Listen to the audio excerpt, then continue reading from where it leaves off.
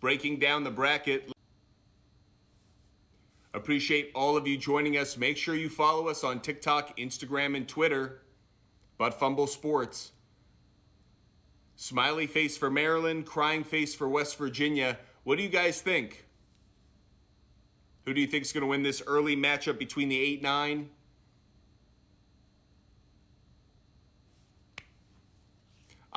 Personally, I like West Virginia. I think West Virginia's offense is a little bit better. They're 71st in the country, averaging 76 points per game. Eric Stevenson averages 15 points per game. They have 4 different scorers who average double digits. I like West Virginia. I know you guys out there like Maryland. I like West Virginia more on first blush. It's a game in which I could see the early upset, number 9, West Virginia, beating Maryland. Going to the next game in the bracket as we're breaking down the NCAA tournament bracket is the number 5 San Diego State Aztecs going up against number 12 Charleston. Going to throw up the stats for these two teams, see what we've got here.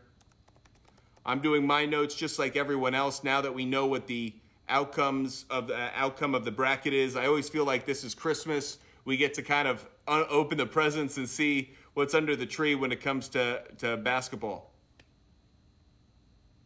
I do think, David, I agree with you. I think Texas A&M got hosed. I think Texas A&M should have been a better seed. I don't understand why they were hosed like they were. A couple of things I disagreed with when it came to how the bracket was ultimately revealed. I thought Rutgers should have been in. I'm surprised that they ultimately didn't. I thought Texas A&M being a 7 wasn't a favorable seed for them. They should have been higher, so that definitely stood out to me as well. So looking at this matchup between the San Diego State, number 5 San Diego State, and number 12 Charleston. San Diego State, their strength is their defense. They're 30th in defensive rating in the country. So the Aztecs, when it comes to defense, that's what their strength is going to be. That also plays into the College of Charleston. They're also a strength-based defense. Look out for College of Charleston.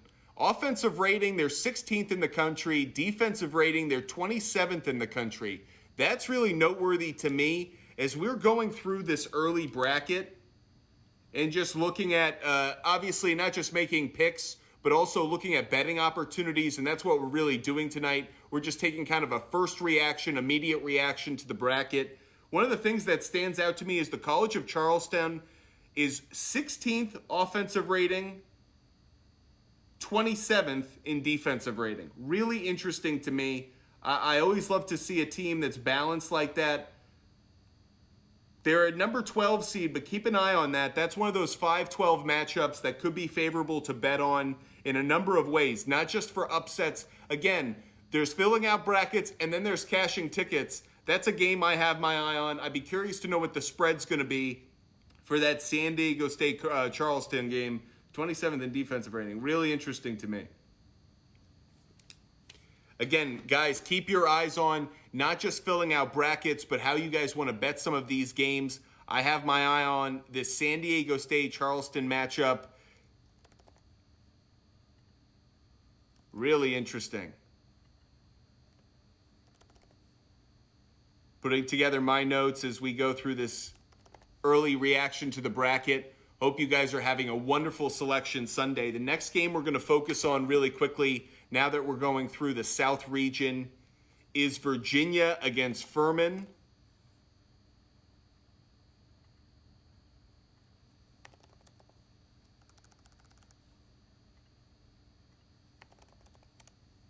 Virginia against Furman. So Virginia obviously is a classic team to be in the NCAA tournament. They're always going to be good at defense, 6th in the country in points allowed per game, 51st in defensive rating. You think it would actually be better given how low how good a defense they are at preventing points, but their defensive rating isn't as good as I expect. And on the other side, wow, Furman is 4th in the country in offensive rating. So obviously a battle of strengths. Furman 8th in points per game. This could be a question of, can Virginia score enough points against Furman? Really interesting to me. Early notes is something you want to take note of. 8th in points per game for Furman. they're fourth in the country in offensive rating. And for Virginia, they're sixth in points allowed per game, but 51st in defensive rating. And that differential stands out to me. I haven't been really impressed by UVA this year. The fact that they lost to Duke in the ACC tournament stands out to me as well as reason to doubt them a little bit. I'm going to have my eye on a couple of upsets in that South region. I think Furman could be a team to have my eye on for an upset. The question is points. Can Virginia score enough points?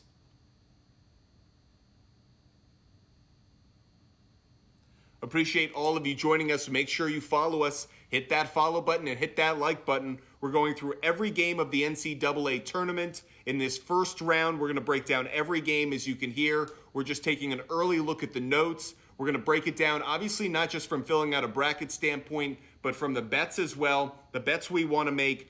Early bets that I like. Charleston to cover, Furman to cover. Those are two that I like. I have my eye on Maryland, West Virginia as well. I want to see what that line is. I think West Virginia could be a team. There are a number of games in that South region that lead me to believe that it's upset city. So a lot of things in the top part of that South bracket that have my eye. Moving along to the next part of the South bracket, Creighton. Creighton's a team that I've watched a lot this year. I really like them. They finished third in the Big East. They average they're 60th in the country in points per game. Actually, a little bit worse than I thought. But when it comes to strength of schedule, Creighton's 15th in the country. They've had a lot of really good opponents. So for a lot of reasons, they're well tested and well prepared for the NCAA tournament.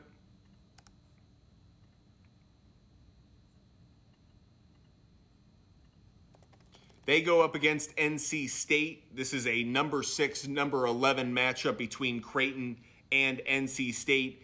NC State, 35th in the country in points per game. They're 34th in offensive rating. Again, this is one in which I don't have a lot of faith in the ACC. So as much as I'm impressed by what NC State is in terms of statistics, I doubt whether those statistics are well earned because I think the ACC is having one of its worst years. We saw that with UNC not making the tournament. We saw that with Clemson not making the tournament. On first blush, I like Creighton to hold on and beat NC State. I would have number 6 Creighton advancing. We've had a number of upsets early in this South bracket. I like Alabama to be one of the few, obviously. The one going up against the 16, I'm going with Bama. But I like West Virginia to upset. I've got Charleston and Furman both looking like they could pull off an upset. If nothing else, cover the spread. Good bets to make. But I think Creighton at number 6 could be a favorite that holds. William, hope you're doing well.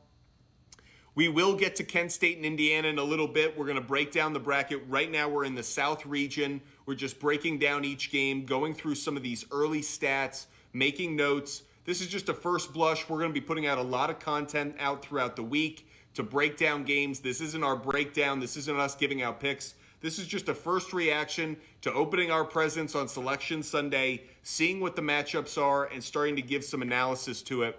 The next game we are going to look into is Baylor, number 3 seed. I'm not as impressed by Baylor over the last few weeks. They haven't been as strong this finishing kick. And they go up against Santa Barbara. Santa Barbara is a team that you've got to be wary of. Offensively, they're better than you think. They only average 72 points per game. But from an offensive rating perspective, they're 60th in the country. Meanwhile, Baylor, 5th in strength of schedule, obviously playing in the Big 12. They were tested, but 54th in points per game, 183rd in defense. This is not as good a Baylor team as years past on the defensive side of the ball. Offense is where they're going to make their mark. 17th in the country in offense. I do think Baylor is going to move on, but from a betting standpoint, watch the spread. Keep your eye on what the against the spread play is for Santa Barbara. Again, this is how we're playing this early reaction to the bracket. I like Baylor to win that game. I don't think it's going to be a 3-14 upset, but I do think Santa Barbara could be a good bet in terms of covering the spread. So keep your eye on that one. I think there's a possibility that the Gauchos could make you some money on Friday. The next game we're going to look into is Missouri, number 7 Missouri. They played well in the SEC, fourth in the SEC, and made a good final push over the last few weeks of the season. Number 10 Utah State is their opponent in this 7-10 matchup. Utah State was one of the last teams to get in, but they have to feel pretty good about how their offense has been this year. 33rd in points per game, 19th in offensive rating. Utah State is going to be able to put up points, but Missouri, 23rd in points per game, offensive rating of 23rd. So where are my notes going? Look towards the over. Look towards the over in the Missouri-Utah State game. We're not just breaking down brackets. We're also looking at available bets that are going to be out there. Missouri-Utah State may be a good overplay. When it comes to the actual game itself, I like Missouri moving on. I think Missouri is a stronger team, and the SEC has actually been a good conference this year. I think Missouri's offense will be enough to beat Utah State. So I like Missouri coming out of that 7-10 matchup, but it's one I have my eye on in terms of betting. Appreciate all of you joining us. Make sure you follow us. Timmy, I agree with you. I thought Clemson got robbed, but I also think it's a reflection on where the ACC is. Like, you know, when Duke is a 5 seed, when UNC doesn't make it into the tournament, it says that Clemson's resume isn't going to be enough. They don't play enough marquee opponents outside of their division, outside of their conference rather. And when their conference is as weak as it was this year, I understand that really the committee said the ACC wasn't good enough this year. So Clemson did get robbed, but I think it was probably for the betterment of the tournament, because I think it allowed some teams that really deserve to be in from other conferences, because I think the Pac-12 is actually better than the ACC this year. I think USC getting in is a reflection on that. Going to the final game in the South bracket, number 2 Arizona against number 15 Princeton. We take nothing for granted, so we're going to look into this game. On first reaction, obviously, you think, how could you like anything but Arizona? But I do think Arizona, 14th in offensive rating, 86th in defensive rating, 5th in most points per game, really good offensively. Princeton, they just don't stand out to me. There's really nothing that they do well for a number of reasons. I like Arizona to move on. I know this isn't a battle of brains, or otherwise Princeton would advance, but I like Arizona to move on, and that completes the South bracket. The Butt Fumble Sports South bracket breakdown just gave out some picks. Also some betting things to look at. Again, some of the things to look at from a pick perspective. I like West Virginia over Maryland on first blush. I do want to break that game down a little bit more over time, but I love Charleston to cover the spread against San Diego State. I like Furman to cover against Virginia. I like Creighton to win outright against NC State. I like Baylor to win outright against UC Santa Barbara, but I think UC Santa Barbara could cover the spread. I like Missouri, but I think you should really look towards the over in that game. And I like Arizona to beat Princeton. That's my first early reaction to the South bracket. Let's head over to the Midwest bracket. That was the second part of the bracket that was revealed. The number 1 team in this part of the bracket was the Houston Cougars. Houston got upset today by the Memphis Tigers. They ended up not winning their conference tournament. Not a great look for Houston, ultimately. When can you fill out the bracket online? I'm assuming in just a few minutes. We've all been waiting on that. I believe ESPN has the bracket. The bracket is live now. The bracket is up and live. So maybe we want to... the bracket is up and live, so I'm going to quickly fill in this bracket again. Going through the first part of the south part of the bracket really quick. My early reaction picks: Alabama, number 1 seed advancing no matter who wins that play-in game. I like for West Virginia to pull off the 8-9 upset over Maryland. I like Charleston early on. I think Charleston could actually pull off the upset over San Diego State. I like it more from an against the spread, cover the spread kind of play. But I think Charleston could pull off that crazy 5-12 upset. I think Virginia will win, but I like Furman to cover the spread. I think that's a game that has a lot of good money opportunities on it. Creighton will advance against NC State. I feel really good about that one. Baylor against UC Santa Barbara. I like Missouri over Utah State and Arizona advancing. So those are the first teams I have making it into the round of 32. We now shift over to the Midwest bracket. Houston against North Kentucky. Houston, one of the best teams in the country, 17-1 in their conference, 31-2 over the course of the season. Kelvin Sampson's done a brilliant job. And where are they great? Defense. Second in points allowed per game, 55.9 points allowed per game. First in the country in defensive rating, but sixth in the country in offensive rating. They do everything well. The questions, they have some injuries. Are they going to be healthy enough to be the best version of themselves? Marcus Sayers, he has to be healthy.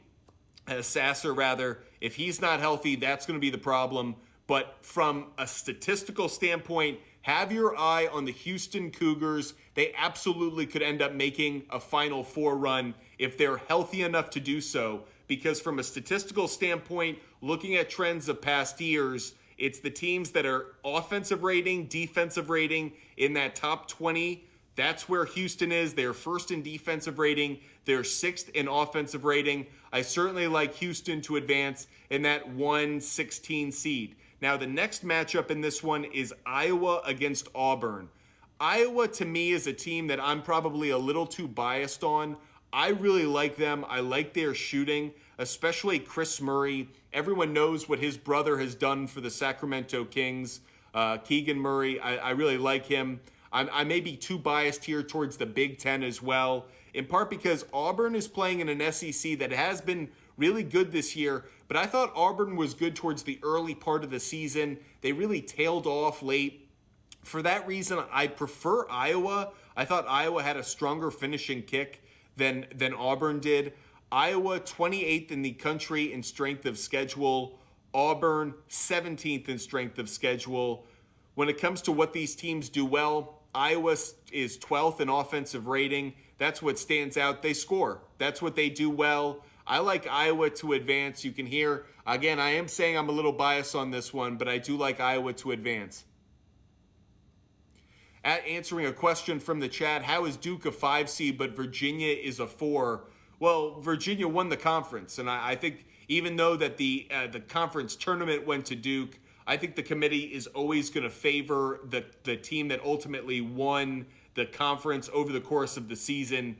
It's a greater sample size, and it demonstrates your ability to be consistent. 1 week in March shouldn't be how the tournament is seeded. It really should be over the course of the last 4 months. And then you get games to prove whether you were right or wrong. Getting back to this Midwest bracket, once again, I had Houston advancing in that 1-16 matchup, and I have Iowa advancing over Auburn in what I think will be a close game, but I like Iowa's scoring. I think that's what ultimately makes the difference. Iowa advances on Thursday. Looking at that 5-12 matchup that's on Friday in the Midwest bracket, it's Miami against Drake. Let's look that one up and let's check it out.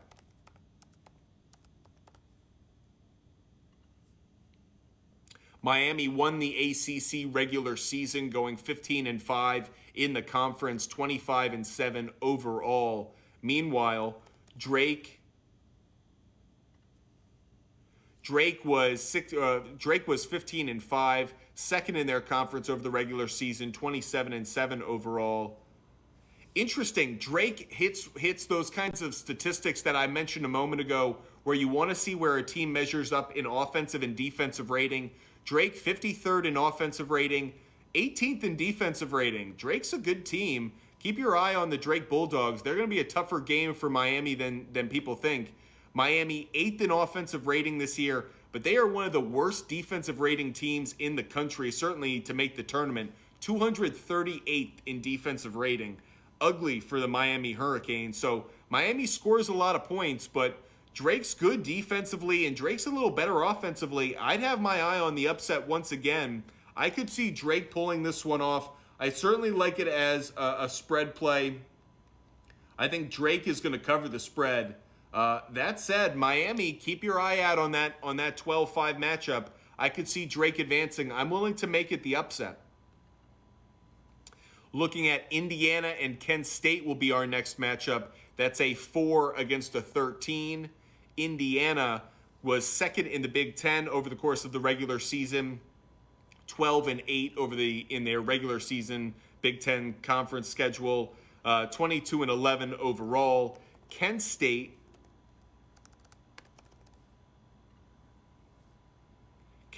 was second in the MAC, 15-3. Kent State's strength is their defense, 21st in defensive rating. What's interesting is when it comes to points scored per game and points allowed per game, Kent State is a good balance of both. 61st in points scored per game, 56th in points allowed per game. Kent State's a good balanced team. Something I have my eye on only because I know IU struggles in this area. Kent State is not a great team when it comes to shooting the three. That's something that seemed to have burned Indiana recently. They struggle against teams that shoot the three well. Looking at Indiana, they're 69th in offensive rating, 116th in defensive rating. Not as good a defensive team as they should be. Strength of schedule, though, Indiana 19th in the country. They really were tested over the course of the regular season. They faced UNC when UNC was a 1 seed, beat them at home.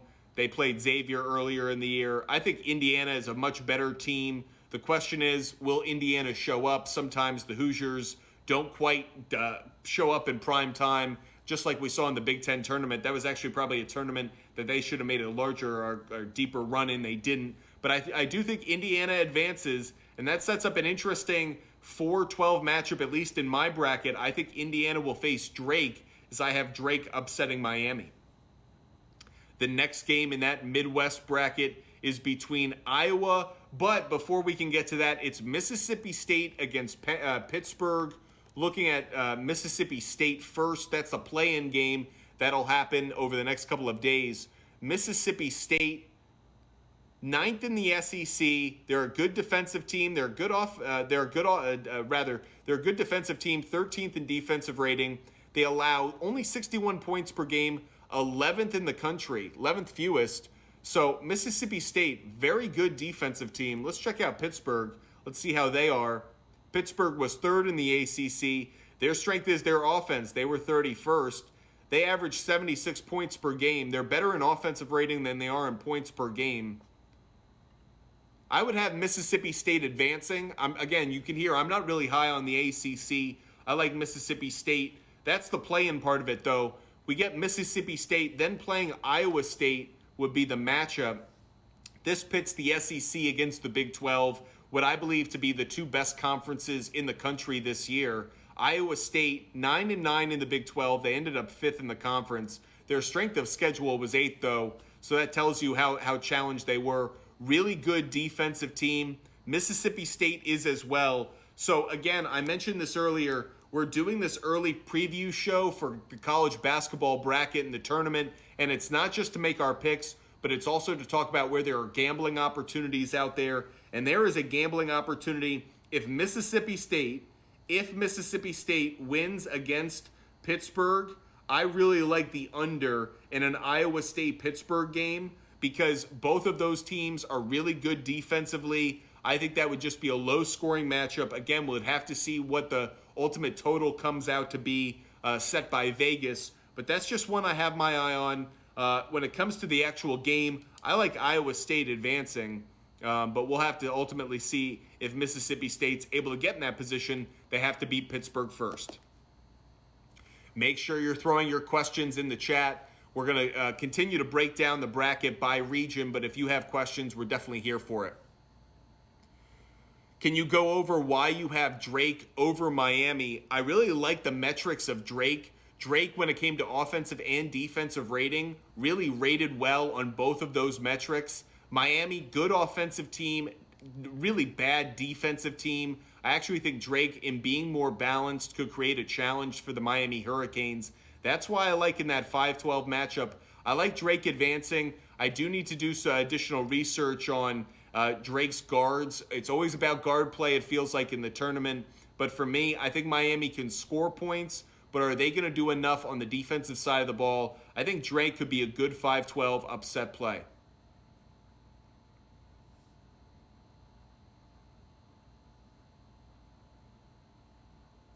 Appreciate all of you joining us. Make sure you follow us. Hit that follow button. So the next game we're looking at after we just picked Iowa State to advance is Xavier and Kennesaw State. So let's get some notes on that one. Xavier is a number 3 seed in the tournament, led by Sean Miller, obviously former Arizona coach from a few years ago. He's now been with Xavier 2 years. Second in the Big East standings this year, 15-5 record overall. Good offensive team, 20th in offensive rating. They were 20th in strength of schedule. They average 81.4 points per game. That's good for 12th in the country. So he's been, and by the way, I actually think the Big East has had a bit of a resurgence. I watched a lot of Big East play this year, really good games, competitive, a number of ranked teams. So for a number of reasons, I take the Big East teams more seriously. Kennesaw State gets in. They were their regular season conference champion and tournament champion for the ASUN. 15-3 record in their conference, 26-8 overall. What's interesting here is they really don't have a strength. Offensive rating, 119. Defensive rating, they're 80th. Points per game, 75, good for 95th in the country. Points allowed per game, 142. There's nothing about this 3-14 matchup that inspires me in any way to pick Kennesaw State. So for those reasons, I like Xavier to advance. That would pit Iowa State against Xavier in the round of 32. Moving on to the next matchup in the tournament is Texas A&M, a team a lot of people feel like got disrespected in their seeding. They are a 7 seed. I feel like they should have been a 6 or a 5. I thought a 7 really pits them in a tough matchup, and it pits them against the Penn State team that made a great run in the Big East tournament, came up a little bit short against Purdue on Sunday, just barely because Purdue almost really pooped the bed, and Penn State almost pulled off the late 17-point comeback. Didn't quite happen, but it showed Penn State has talent, especially when it comes to three-point shooting. Penn State is one of the better three-point shooting teams in the country.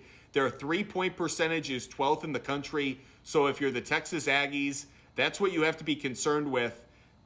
Texas A&M, 91st in defending the three-point. So definitely something that the Aggies should be concerned with. This is a dangerous matchup to me. The only question I really have is Penn State's magic kind of run out? They had this amazing run in the Big Ten tournament. Are they able to replicate that in a game against Texas A&M? Texas A&M, really balanced team, 67th in offensive rating, 78th in defensive rating, but it's their defense. They only allow 65 points per game. I'm not crazy about this matchup for Texas A&M. Not only do I feel like they got hosed by the committee with the number 7 seed overall, but I think Penn State is a bad matchup for them. I like Penn State to advance. I probably will go back and forth on this one, so don't hold me to it. But early on, I think Penn State, maybe it's recency bias, but I like what Penn State can offer in terms of putting up points. I feel like we saw them go up against the Hoosiers. We saw them go up against the Northwestern Wildcats. We saw them play Purdue. Those are 3 really good defenses, and they came out and they put up points. So for a number of reasons, I like Penn State. Interesting, John, you're going in the other direction. You like A&M to not just win, you like the cover as well. I'll certainly say this. Texas A&M could ultimately win. I like Penn State to cover that game. I'd love to see it at like 4.5, 5 points. Buy that up to 6 points. I'd take Penn State to cover 6 points. I'd feel good about that. We close out the Midwest bracket by looking at the Texas Longhorns. They won the Big 12 tournament by beating the Kansas Jayhawks. They ultimately finished in second in the conference standings, 12-6 in the conference during the regular season. Texas is one of my favorite teams going into the tournament. I've had my eye on them as a team that could ultimately win the national championship for weeks now. There have been stats put out there about where a team ranked throughout the season, how they've performed against certain opponents, where they are within the country, and that has led to certain trends about who's won a championship over the last dozen years or so. Texas covers all of those boxes. I like Texas a lot. Their matchup against Colgate is the only reason you should be concerned is Colgate can score points. They were 17-1 in the Patriot, first in the division, 26-8, but they're seventh in offensive rating in the country, 32nd in points per game, averaging 78 points overall. So watch out in terms of points, but I like Texas to win in advance. But when it comes to the total, I actually like that game to go over, so have your eye on that. That's one to definitely consider.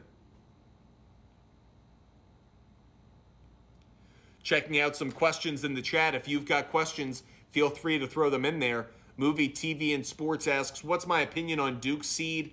I actually thought they were going to be a 5 seed, going into the week. When they won the conference tournament, I thought maybe they would slide up to a 4, but I actually thought there were too many good teams that deserved to be ahead of Duke. So I don't think Duke got hosed with a number 5. I think they kind of earned it, and not just that they earned it, but the ACC had a bad year. Duke wasn't that good. I think John Shire proved himself to be a competent coach. That's what was most important. Clearly, Duke is in good hands. He's a 5 seed. That's a solid seed, but I thought it was appropriate. Rob, I have to agree with you. I think Mizzou is an absolute sleeper. I had them in the South bracket and advancing. The only problem is they play Arizona. Arizona's a really good team. That's not a matchup that I like. We will break down the entire bracket tomorrow. We're only going through the first round tonight. But in that 7-2 matchup between Missouri and Arizona, that's definitely one in which I think Arizona is a dangerous team. They ultimately could make it to a Final Four. They have to go through Alabama to do it. But Mizzou's a great team, but running into that number 2 Arizona could really cost them. We're going to now shift down to the west part of the bracket. The west part of the bracket where the number 1 seed overall is the Kansas Jayhawks. They're playing Howard. I feel bad because Howard's been a fun team to watch. I don't know if you guys watched any of the conference tournament play, but Howard, they chuck the ball up. They're a lot of fun. They score points, but that run's going to ultimately end. I like Kansas to advance. A lot of the news today was about Bill Self ultimately getting out of the hospital, being healthy enough, and they expect him to lead the team throughout the tournament. I think that goes a long way. I don't expect Kansas to have a 1-16 upset like we've seen in the past. I like Kansas to advance. The next game we are going to break down is Arkansas against Illinois. And this is a tough one for me because I really like Illinois. I've watched them throughout the year. They were 5th in the Big Ten.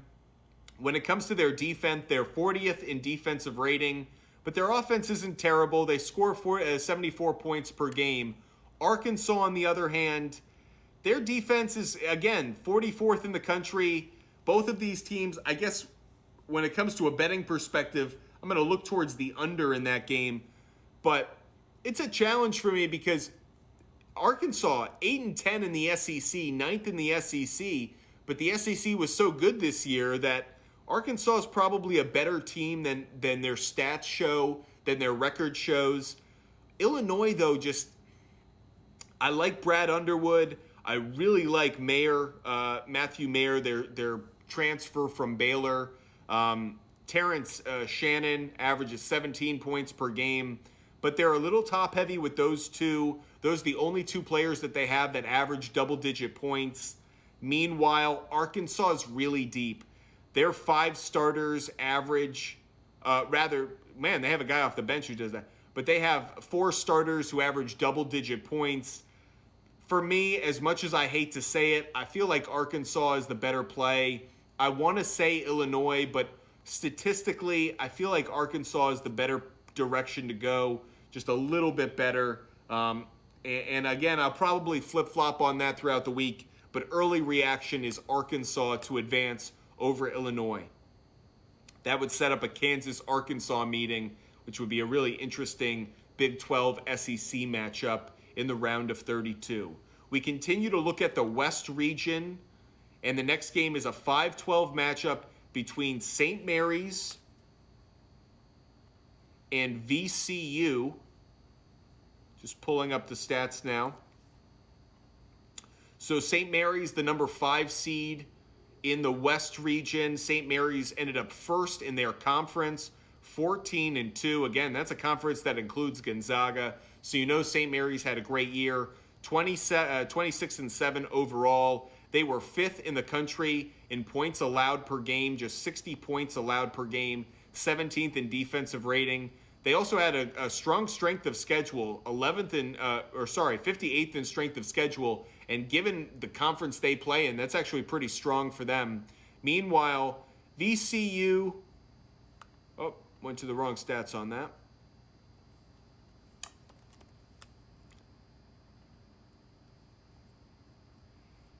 VCU this year won the A-10, 15-3 conference record. They're also a good defensive team. So again, we've talked about this preview show isn't just for how are we filling out the bracket, but some bets that we're probably going to make along the way. I like that under in the St. Mary's VCU game. Whatever Vegas sets it at, those are two good defensive teams. VCU 8th in defensive rating, St. Mary's 17th in defensive rating. Really good 5-12 matchup.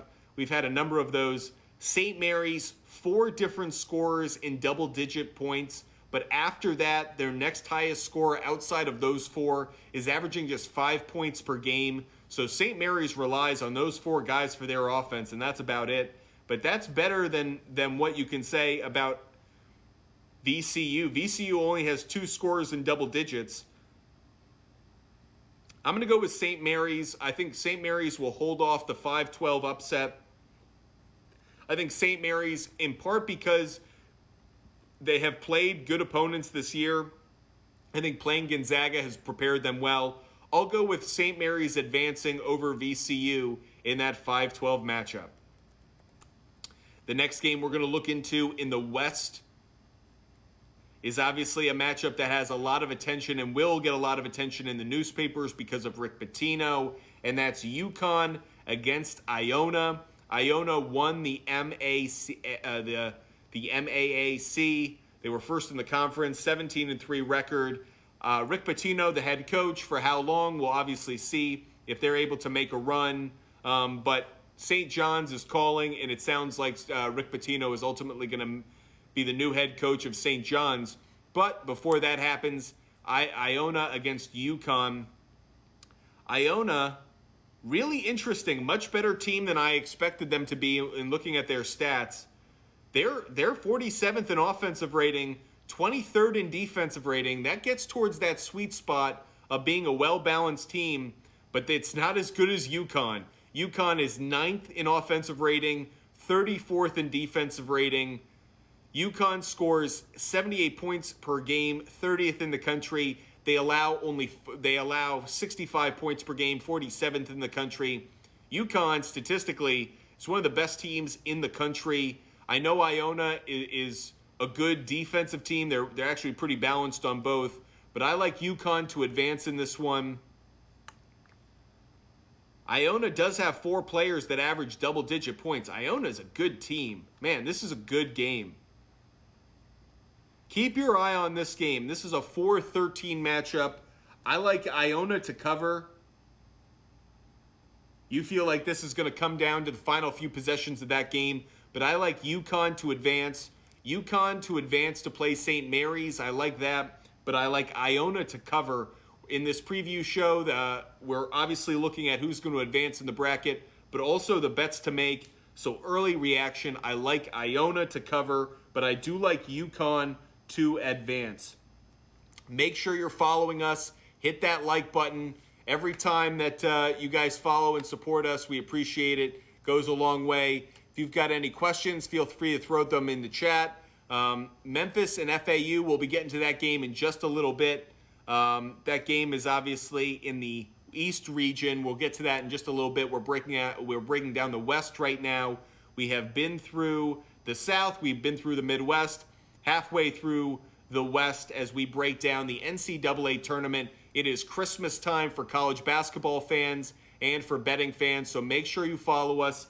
But Fumble Sports, we're here for all of your reactions to the NCAA tournament as we give out picks, bets, everything you guys need to cash in on the month of March. We keep the madness going as we look towards TCU, but before we can, we have to look in the play-in game. TCU, a number 6 seed, will play the winner of Arizona State and Nevada. Arizona State had a nice little run in the Pac-12 tournament before it ran out against the Arizona Wildcats. Bobby Hurley leads the Sun Devils to a 22-12 regular season record. They ended up 5th in the Pac-12. 39th in strength of schedule. The strength of the team is their defense. 59th in defensive rating. They allow 67 points per game. Okay. And now looking at Nevada.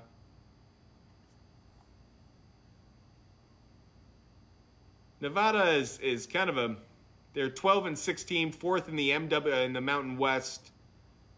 Steve Alford. So interesting. It's a matchup of Steve Alford, the former Indiana Hoosier, against Bobby Hurley, the former Duke Blue Devil. So a matchup of head coaches with some history. But I like Arizona State to advance in that game against Nevada. That would set up Arizona State going up against TCU. TCU was a really impressive team this year. Jamie Dixon has done an outstanding job. They were 9-9 in their conference, 5th in the Big 12. But at the same time, they were ranked 22nd in the country, and their defense was the strength.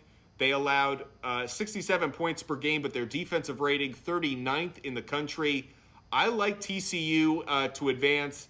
Whether they're playing Arizona State or Nevada, I think it will be Arizona State they play against. But I like TCU to advance. I think that's an easy one for me. I'm kind of a backer of the Horned Frogs right now, so maybe a little bit of bias, but I like TCU. They've really impressed me over the last few weeks. And they have 3 players who average double-digit points, but they also have a number of guys who average 8, 7, 7, 6. So their offense they're a deep team. When you look at what they do really well, steals. 47th in steals, 26th in blocks. They're a good 18th in assists. This is what you want out of a conference, what you want out of an NCAA tournament team. Good at assists, good at steals, good at blocks. That's what you want, just creating havoc, getting their shots. They're not a great scoring team. They're not a great defensive team in terms of their rankings, but in terms of who they've played and their stats around it, I like TCU to advance into the round of 32. Next game we're going to look at is number 3, Gonzaga, going up against Grand Canyon. Gonzaga, the number 3 seed. They won their conference, regular season, and tournament. They were 14-2 in the country in their conference, 28-5 against their entire opponents. First in offensive rating this year, first in scoring. Gonzaga averages 87 points per game. They just put up a ton of points. Grand Canyon, let's check them out. Grand Canyon also puts up points. So Grand Canyon was 30th in offensive rating, 75 points per game. It's an easy pick for me. I like Gonzaga to advance, but that's a game in which I look towards the over. We're obviously, like I keep mentioning, not just looking at which teams are going to advance in the bracket, but how we want to bet these games. Gonzaga, Grand Canyon, I like the over in that one. Both teams put up a lot of points. I think we could see an overplay in that one. The next game in the West region that we're going to look at is the number 7 seed, Northwestern Wildcats. Northwestern has made the climb into the tournament.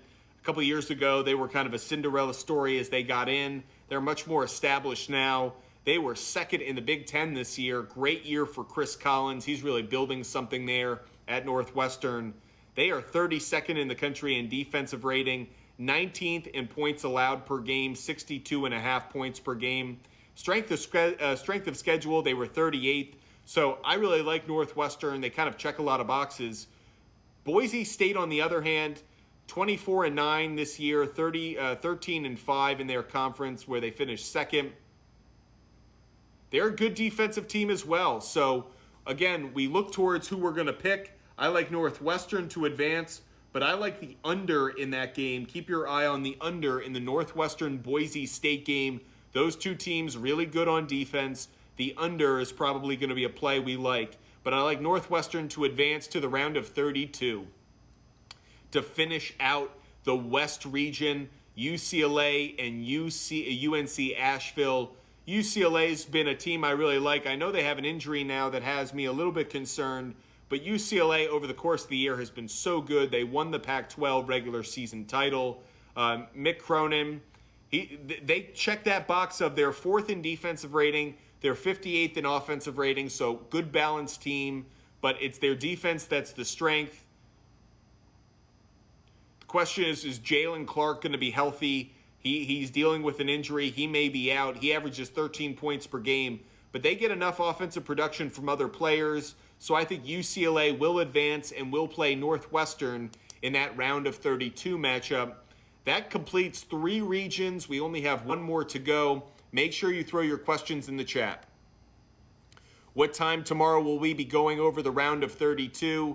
I'm going to be going on TikTok Live tomorrow night at probably between 8 and 9 o'clock. But we will also be putting out videos for all of our picks for every game of the NCAA tournament, how I'm picking the entire bracket. So you can check that out on our YouTube channel, Fumble Sports. You won't want to miss all of our picks. We're just doing the first round tonight. We're going to answer your questions, but make sure you go to our YouTube channel and subscribe. That way you know every time we put out a video and can find all of our picks for the NCAA tournament.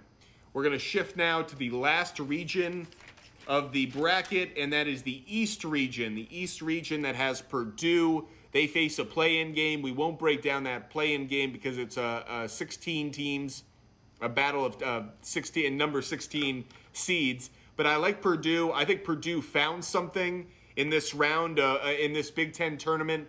Purdue got hot. I think that is really favorable for them. They're not just playing through Zach Edey. They're also getting their shooters open a bit more. I like Purdue to advance. I certainly have my eye on them to make a bit of a run.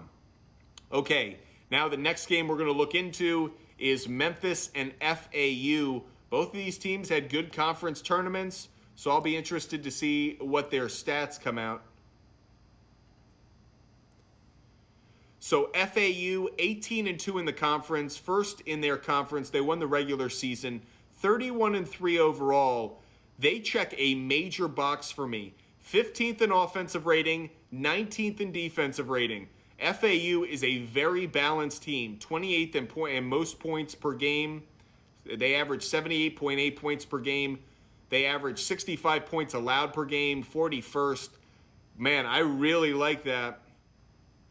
Meanwhile, the Memphis Tigers, they were 13-5 in the AAC, 25-8 overall. Their strength of their team is their scoring. They average just shy of 80 points per game. But for me, I actually have some doubts about the Memphis Tigers. I know they pulled off the upset against Houston today in their conference tournament. But looking at it statistically, I think FAU is the better play. FAU statistically, they have 3 players that average double-digit points. Bit of a fall off from there. Looking at Memphis, Memphis is really top-heavy. Kendrick Davis, DeAndre Williams, and after that, they don't have another double-digit scorer. So I think Memphis is a little too top-heavy. I like FAU for me. I think they're the team that's going to advance. FAU in that 9 upset over the 8 will go on to play Purdue. Appreciate all of you joining us. Make sure you follow us. We're breaking down every game of the first round of the NCAA tournament, but we'll be putting out a lot of videos with a lot of picks. So make sure you're hitting that like button. Make sure you're hitting that follow button. Make sure you subscribe to Fumble Sports. The next game we're going to look into in the East region is Duke versus Oral Roberts. A lot of people were hitting me up in the chat earlier about whether Duke was kind of disrespected in their number 5 seed. I don't feel that way at all. I thought Duke was kind of deserving of the 5. They didn't have a great regular season. They came on strong of late. They won the ACC tournament, but for a number of reasons, I think Duke deserved to be the 5. I thought there were 16 teams that were better than them. I think there are probably closer to 18 teams that are better than them. So I think Duke should be happy with this 5 seed overall. John Shire's done a good job. They do kind of almost cross that threshold for me in offensive and defensive rating. 55th in offensive rating, 62nd in defensive rating. They're a better defensive team than offensive team, though, when it comes to points. 63.9 points allowed per game. So expect Duke's defense to really be what defines them. As for Oral Roberts, they're about offense. They average 84 points per game, 3rd most in the country. third in offensive rating. Oral Roberts puts up points. And the big score for them, Max Abmas, Abmas. He averages 22.2 points per game. Wow. So Oral Roberts can score the bucket, can score the basketball. Third in points per game. Let's check out, and it's 3-point shooting. They average the fifth most three-pointers taken, second most three-pointers made. They're 46th in three-point percentage. Oral Roberts scores. I mean, Duke might be in trouble because Duke only has 2 double-digit scorers, Filipowski and Roach. I don't know. This is a bad matchup for Duke. Oral Roberts can score the basketball. Duke's a good defensive team. I think Duke will ultimately win, but I'm going to have Oral Roberts on a cover play. Look for Oral Roberts to cover. And again, that's how we're looking at this early preview show. We're not just picking games. We're also looking at good betting opportunities. Appreciate all you guys joining us. Make sure you're hitting that follow button. Make sure you're subscribing. We have Duke advancing to the round of 32 in what I believe will be a very tight game against Oral Roberts. And they will face the winner of Tennessee and Louisiana. Already some people are saying Tennessee should be on upset alert. Let's see if they are right. We'll start with Tennessee. Tennessee was finished fourth in the SEC, 11-7 record in the SEC this year, 23-10 overall, 17th in the country in ranking, but they got knocked out of the SEC tournament a little bit sooner than a lot of people would have liked. They're a really good defensive team, second in the country in defensive rating, third in points allowed per game, just 58 points allowed per game. Rick Barnes and the Tennessee Volunteers, really good defensive team, but they're dealing with injuries, and they're not the same team that they were earlier in the year when they were vying for a number 1 seed overall. Meanwhile, the Louisiana Raging Cajuns finished second in the Sun Belt, 26-7 overall. They score the basketball, 24th in offensive rating, 38th in overall points per game, 78 points per game. Their strength is 3-point shooting percentage, 37% from 3, 23rd best overall in the country. But they're a bit top-heavy. Jordan Brown, Greg Williams, and Terrence Lewis are their 3 double-digit scorers. After that, they only have one player who averages 9 points. I feel like a lot of people are baiting are baiting the Louisiana pick and the upset. I'm not as crazy about it. There's a part of me that likes Tennessee to advance out of this and set up a game against Duke. Duke-Tennessee would be a great matchup. Certainly would present an underplay if you like betting on totals. But I have Tennessee advancing against Louisiana. I might be playing a little bit chalk here, but for certain reasons, I think Tennessee, I know they have injuries, but I'm not as crazy about Louisiana as some other people are. Moving down to the bottom part of the East bracket, we look at Kentucky against Providence. I really don't like this matchup for Kentucky. I was curious to see which team that they were going to be paired up against. I thought it was a terrible matchup for them. Providence, 13-7 in a Big East that was loaded this year, 26th in offensive rating. They average 78.1 points per game. Ed Cooley's done a really good job at that program. There are rumors about him leaving, but he has 5 double-digit scorers who have been consistently healthy throughout the year.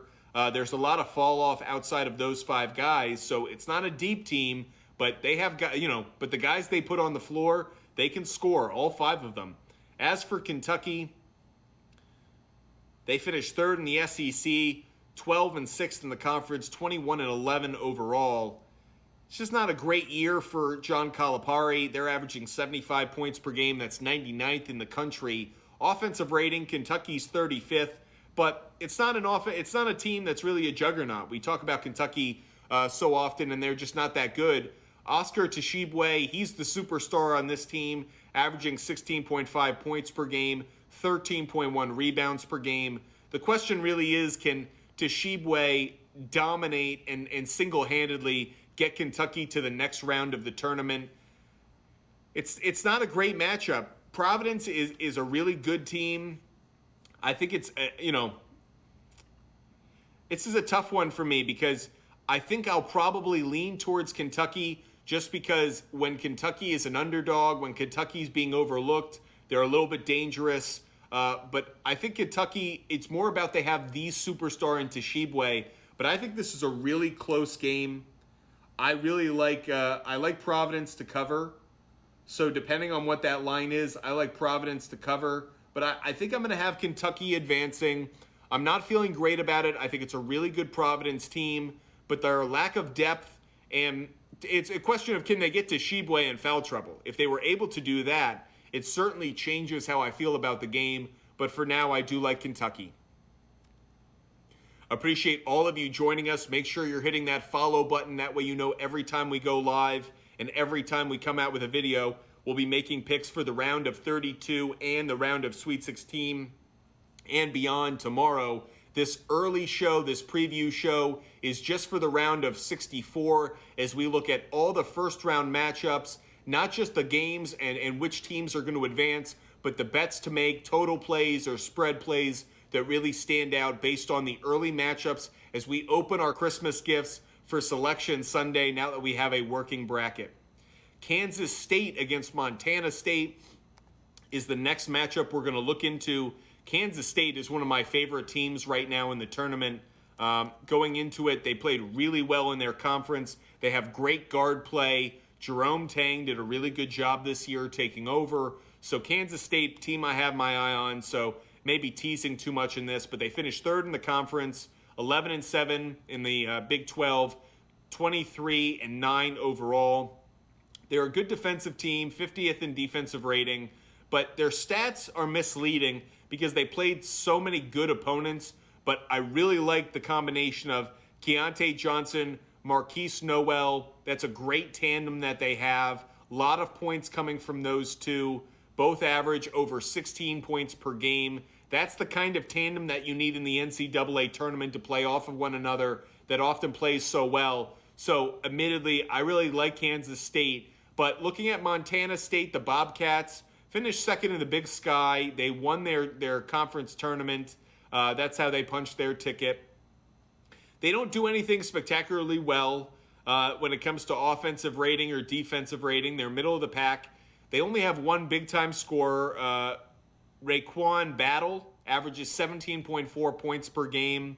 I feel like Montana State got in because they got that automatic bid, but I'm not crazy about it. I like Kansas State to advance, which would set up an outstanding matchup between Kentucky and Kansas State. So I'm a bit more chalk in the East so far, but that said, I still like Kansas State advancing.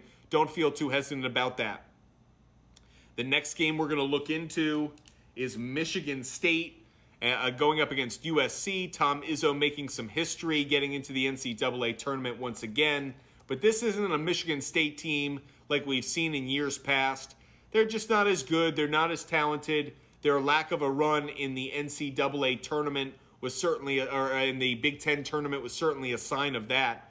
Michigan State finished fourth in the Big Ten, 11-8, 19-12 overall. They did have the fourth best strength of schedule, so per usual, Tom Izzo really challenged his team, tried to make them better over the course of the year, but they were a middle-of-the-pack team statistically. 210th in offense, 99th in defense in points allowed.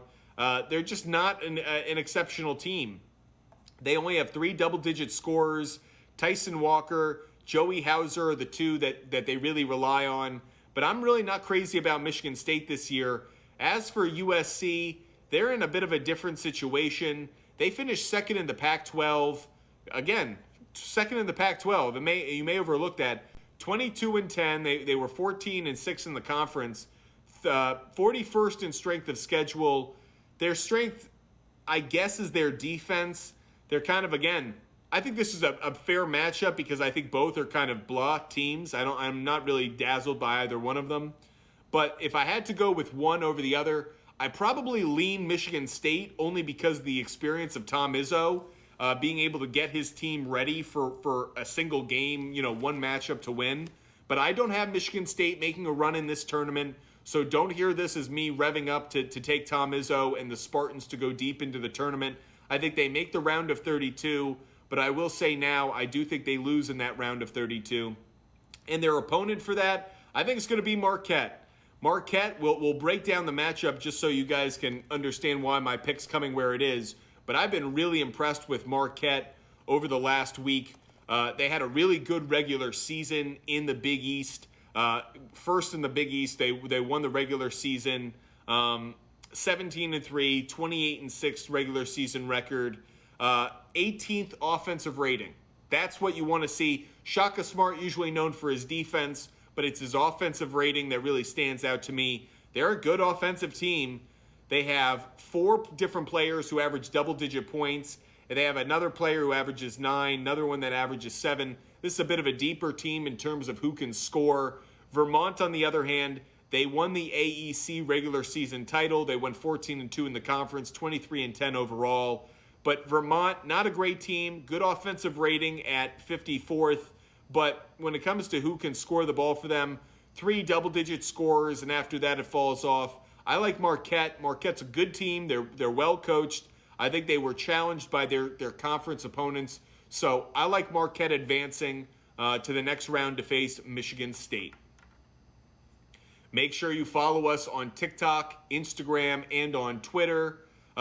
TikTok, Instagram, and YouTube at Fumble Sports. You can also find us on Twitter at SportsFumble. Make sure you subscribe. That way you know every time we go live. We will be breaking down the entire bracket tomorrow. We will be doing a special live session from 8 to 10 p.m. We'll be breaking down the entire bracket live. So if you have questions, we have answers. We will also put up videos tomorrow with all of our picks, so make sure you join us. We will be live on TikTok tomorrow from 8 to 10, so make sure you're following. That way you know every time we go live. We're going to break down all of these games, all of these matchups, not just for the round of 64, but as we go farther into the tournament, so you guys can put together a winning bracket and get your picks ready, because obviously it's not just about having a perfect bracket or the pursuit of it. It's also about sports betting, because now sports betting is legal in most states in the country. So this should be a very fun NCAA tournament for all of you who have been denied the sports betting opportunity up until recently.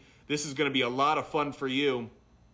Make sure you follow Fumble Sports. We put out a lot of sports betting content to try to help you make money. We will do that throughout the week. We will give out information. You can go to our website, buttfumblesports.com. Make sure you bookmark it. Also follow us. Again, we will put out picks for the NBA. We'll put out picks for other sports as well. But we will put out every possible pick we can for the NCAA tournament. That way you guys are cashing in on all of the fun of the NCAA tournament. Really quickly, I do want to run through all of our picks one more time. That way you know all the picks that I have for the round of 64. So if you missed any part of the show so far, you can catch all of the picks right now. We will start in the South, we'll go to the Midwest, we will then go to the West and finish in the East. So really quick, here are all of my picks for the round of 64. I like Alabama to advance in that 116 matchup.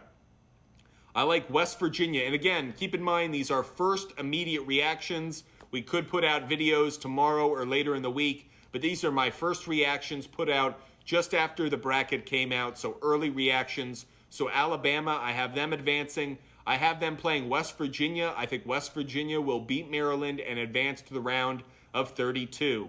In the 5-12 matchup with Charleston and San Diego State, someone put out the comment in the chat. I do like the upset in this one. I like Charleston to advance. That 12 upsetting the 5, Charleston to advance. And I like them to play Virginia. I think Virginia will be challenged by Furman. I think Furman could cover the spread, but I like Virginia to advance to play Charleston in the round of 32. In the bottom part of the South bracket, I like Creighton to beat NC State. I like Creighton to advance, and I think Creighton will play Baylor. I don't think Baylor will be upset by the Gauchos, setting up Creighton and Baylor in a 3-6 matchup in the round of 32. In the 7-10 matchup between Missouri and Utah State, I like Missouri. I like Missouri to advance. Missouri is a team I've got my eye on. So I like Missouri to advance, and I have Missouri playing Arizona. No reason for me to go against Arizona winning the Big 12 conference tournament. They've impressed me. I have Missouri playing Arizona in the round of 32. That covers the South. Let's shift over to the Midwest. I have Houston advancing over Northern Kentucky as the number one seed in the Midwest region. And I have Houston playing Iowa. I like Iowa's scoring. I think Chris Murray is a stud. I like Iowa beating Auburn and Iowa advancing to play Houston in the round of 32. In the 5-12 matchup between Miami and Drake, I am falling into the trap and taking the number 12 team to pull off the upset. Really like Drake, really balanced. Miami is a good offensive team, but Drake is really balanced on offense and on defense. Good offense and defensive rating. For that reason, I like Drake to pull off the upset. Yes, I am a little biased against the ACC. I know Miami won the ACC, but I don't actually think they're as good this year as that standing would suggest. I'd like Drake to pull off the 12-5 upset. In the number 4-13 matchup between the Indiana Hoosiers and Kent State, I'm going with Indiana. I understand we have someone in the chat who likes Kent State by a billion, but I like the Hoosiers on this one. I think Indiana losing, disappointing Big Ten tournament, but I don't think Trace Jackson Davis will be knocked out in the first round of the tournament. I think Indiana wins and advances to play Drake, setting up a 12-4 matchup in the round of 32.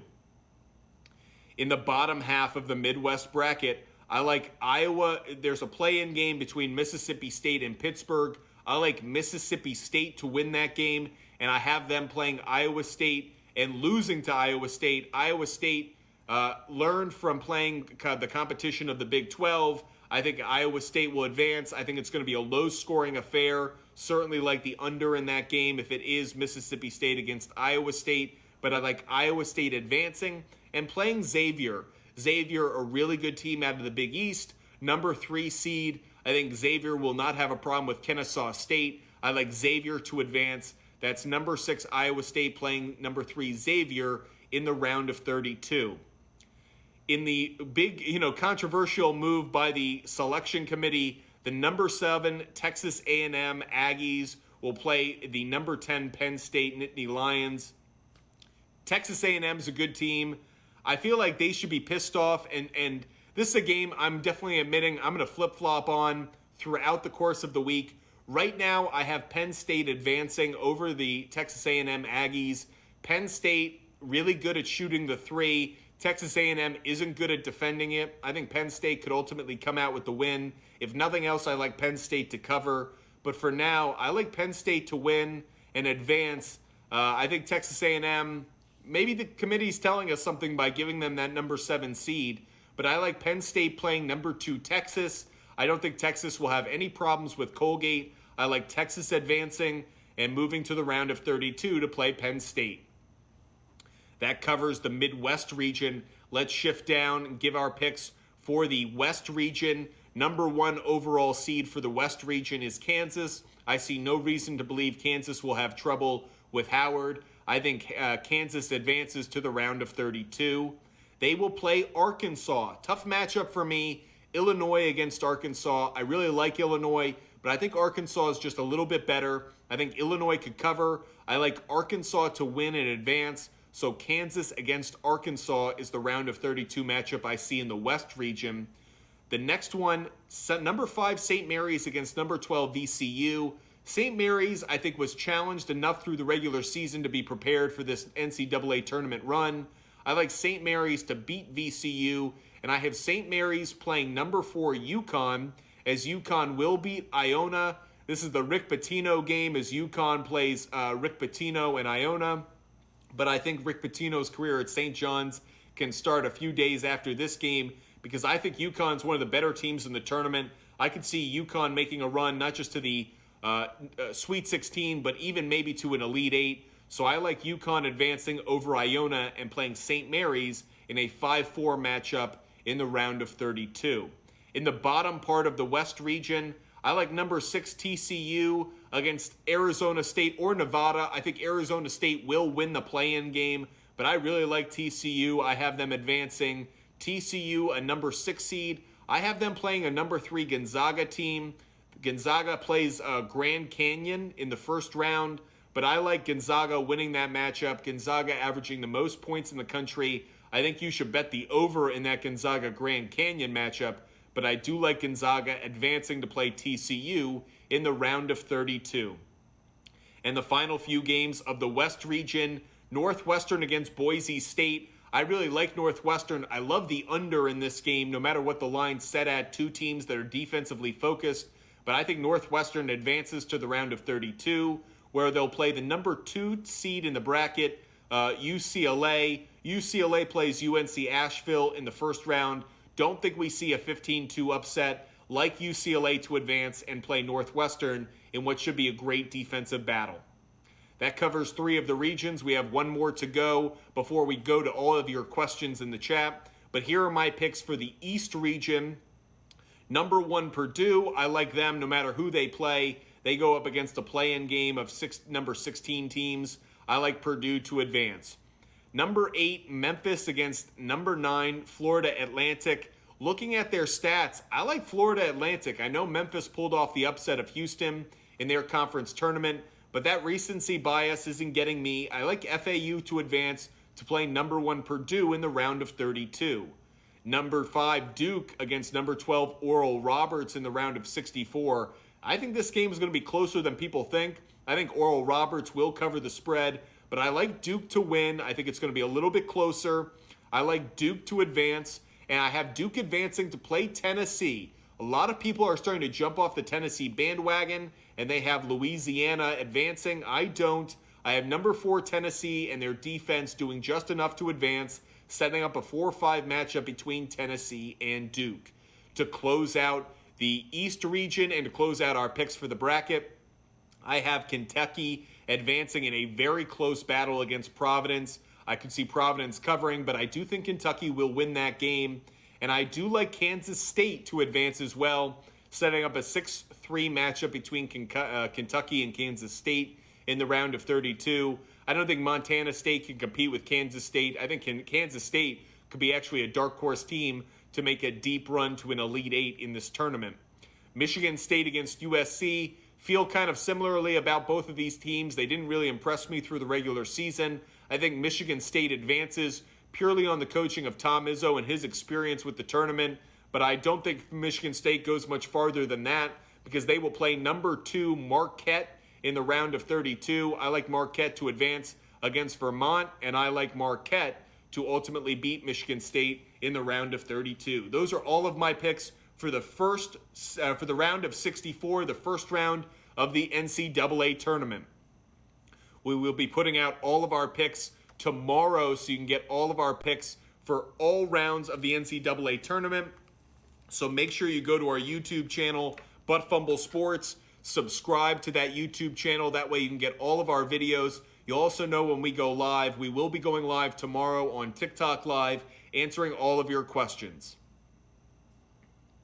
Let's check out some of the comments in the chat. Alabama and Texas in a natty. I think Alabama could be challenged a little bit when they have to face Arizona, but I certainly think Alabama's path to a Final Four is pretty clear. As for Texas, Texas has one thing working against them, and the only thing that's working against them is they have to face Houston. Is Houston healthy when those two teams play? But I really like Texas as well. I think Texas and Alabama being in a Final Four, I could see that certainly. So national championship, love that play, Go Blue visuals. Think that's a good call. Henry, I don't like Houston. I feel like the injury history is a little bit concerning for me. So Marquette is a dark horse. I think Marquette's got a tough bracket to get through. They've got to get through potentially Michigan State, Kansas State, or Kentucky, and they would have to get through Purdue. I think that's a really tough road for them. I like Marquette a lot, but I ultimately think Purdue will be the team that comes out of the East region. So not as crazy about Marquette making it to a Final Four. People are telling me Tennessee is terrible without Ziegler. I'm curious to know. I think Louisiana is just getting a little bit too much love from everybody right now. I'm more than happy to change my pick over the coming hours, but for now, I have Tennessee advancing to play Duke in the next round. Quick Final Four predictions. I'm going to be very chalky in these predictions right now. For me, it's number 1 Alabama, number 2 Texas, number 1 Kansas, number 1 Purdue. That's just at first blush. It's a very, very chalky Final Four for me. But I do think those are the 4 best teams in the country, and they're well positioned to not run into each other. The only issue I have is Alabama has to face Arizona. I could see Arizona pulling off that upset, but I think Texas's road to the Final Four is pretty clear. I think Kansas, they have a tough matchup against UConn, but other than that, I think Kansas is going to make it to the Final Four. And I think it's Purdue's year to finally make it to a Final Four. I think actually facing Duke or Tennessee in that Sweet 16 matchup could be really beneficial to them. I think they're a good matchup with Zach Edey going up against the size of Duke. So with that said, I think it's the Final Four teams that I have in my quick reaction right now are Alabama out of the South, Texas out of the Midwest, Kansas out of the West, and Purdue out of the East. So answering your questions, Chick-fil-A Dan, I have Virginia advancing, but I'm like you. I love Furman right now. I think Furman is a great cover play. I would bet Furman to cover. I take UVA to win. Maybe I change my opinion on that over the course of the next few hours. But for now, I like UVA to win. But I think Furman's going to give them a challenge. I think Furman covers. But I do think it's going to be Virginia. And I think Virginia's going to play Charleston. I don't like San Diego State as much as other people do. I have it being Virginia and Charleston in the round of 32. The real James Brown 11 is in agreement with me, definitely believing that the Kansas Jayhawks are coming out of the West.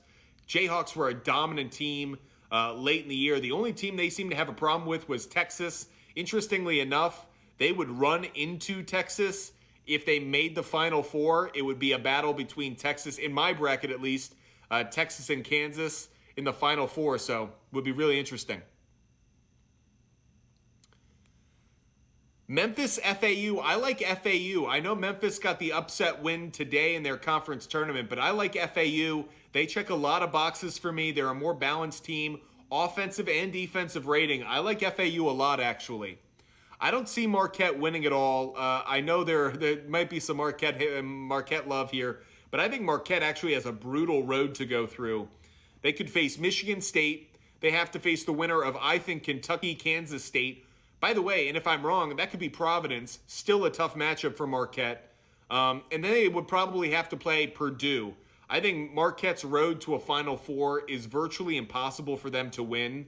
I actually think they have one of the toughest roads of any 2 seed in the tournament. I don't like UCLA's either, especially with the injuries they have now. But I like Marquette as a team, but I don't see them making it to a national championship. I don't think they're going to make the Final Four. Northwestern over UCLA in the round of 32 is definitely a game I have my eye on. Defense travels. Defense plays well in the NCAA tournament. Northwestern's a good defensive team. Northwestern beat Purdue this year. Northwestern knows how to be a slayer of giants and primetime opponents. UCLA with its injuries, that is definitely a game I have my eye on in the round of 32. I could see Northwestern pulling off that upset. Make sure you're following us. Hit that follow button. That way you know every time we go live. We'll be going live quite frequently throughout the week to help you build your brackets and put bets down on all of the action around these games. You do not want to miss it. We filled in the first round of our bracket. If you want to check back into all of our picks, we will post our picks for the first round of the round of 64 on our YouTube channel. But Fumble Sports, make sure you subscribe to our YouTube channel as well. That way you know every time we go live. And of course, you get all of our videos with all of our gambling picks, all of our picks for the brackets as well. Like I mentioned, we will be going live tomorrow and filling in our brackets all the way through completion. We did the round of 64. I have my round of 32 ready to go, but want to do my analysis, want to break down those games, wanted to do the first round first. make sure we gave out our picks so everyone's able to put in some bets now. But that said, we will break down the entire field tomorrow, so make sure you follow us, and that way you know every time we go live. Nathan, I do think Tennessee got a bad draw. I think Louisiana is a tough matchup. I think Tennessee will win, but facing Duke, I actually think that is beneficial for Duke. I like Duke coming out of that matchup and playing Purdue in the Sweet 16. And I think if John Shire and Duke get to a Sweet 16 in his first year after winning the ACC tournament, I think that's a massive win for the Duke program. It's all about recruiting. You know, so much of the NCAA tournament isn't actually about winning the NCAA tournament. It's about building up credibility with recruits, building up credibility with donors, making money, getting recruits so you can continue to build your program. Duke isn't going to win a national championship this year. I'm just saying that now. Duke's not winning a national championship. I don't think Duke's going to make the Final Four. But this is an important year because Duke needs John Shire to succeed. So this transition period from Coach K to Shire goes seamlessly and recruits continue to feel like they want to go to Duke. MVP Metcalf, happy you're back. Appreciate the support. What team was I surprised that was left out? It has to be Rutgers. I was really surprised Rutgers was left out because it's the Big Ten.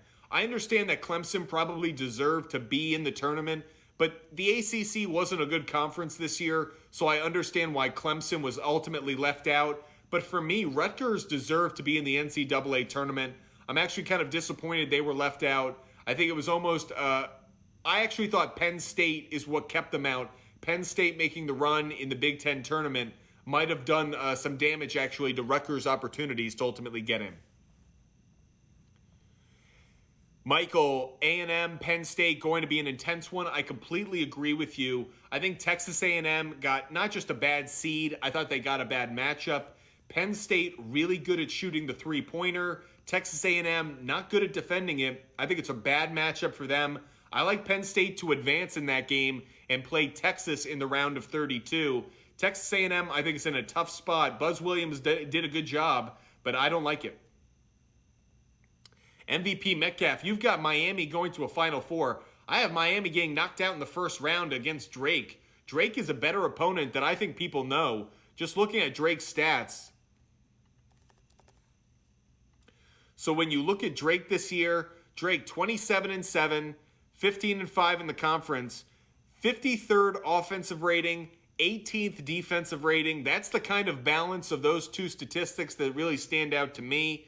I like Drake beating Miami and facing Indiana in the round of 32. Yeah, Miami plays zero defense, and that's what concerns me. Drake isn't just a good defensive team. Drake is good enough offensively to score enough points. So Drake will limit Miami's offense, and Drake can score enough points to ultimately win. That's why I like Drake winning that first-round matchup. It's a 12-5 seed matchup. We see so many upsets come in it. I like Drake to upset Miami.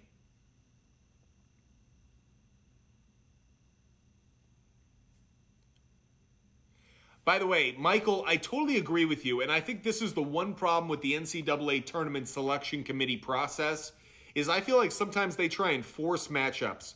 They want Texas A&M against Texas because those teams don't play against each other unless it's a Big 12, SEC, conference situation. I think too often they force games that they want to see. I think back to years past, Indiana got forced up against Kentucky in certain tournaments where it didn't make sense. I think Texas A&M, I completely agree with you, kind of got jammed into a part of the bracket where they could play Texas in the round of 32, and I think it will hurt them. What do I think about Indiana? I like Indiana winning its first matchup against Kent State, and I like Indiana winning against Drake. I think Indiana will ultimately make it to the Sweet 16 and set up a matchup against Houston and Kelvin Sampson. Wouldn't that be an unbelievable storyline? The former Hoosier head coach, Kelvin Sampson, facing Mike Woodson and the current Hoosiers in the Sweet 16. I actually have that happening. I think Indiana will make it to the second weekend. I know they disappointed a bit in the Big Ten tournament, but I actually think they're built well for the NCAA tournament. Jalen Hood-Schifino, star in the making. I think he probably ends up in the NBA next year. Trace Jackson Davis. I like Indiana to advance over Kent State and advance over Drake in the next round.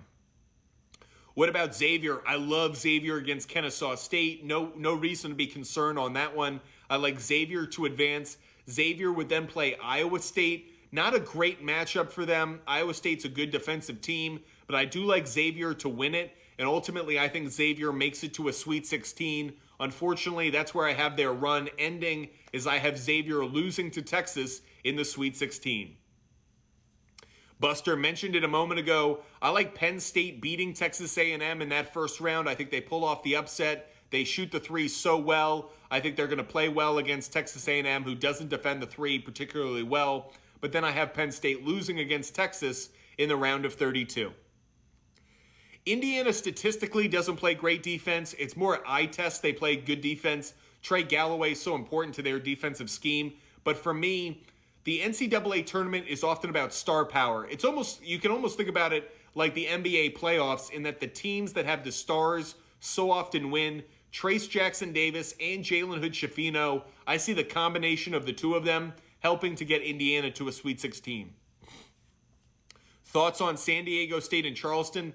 This is a matchup a lot of people have their eye on the upset. I do as well. Charleston checks off a number of boxes for me, offensive and defensive rating. They're a really good team. I like Charleston to pull off the upset.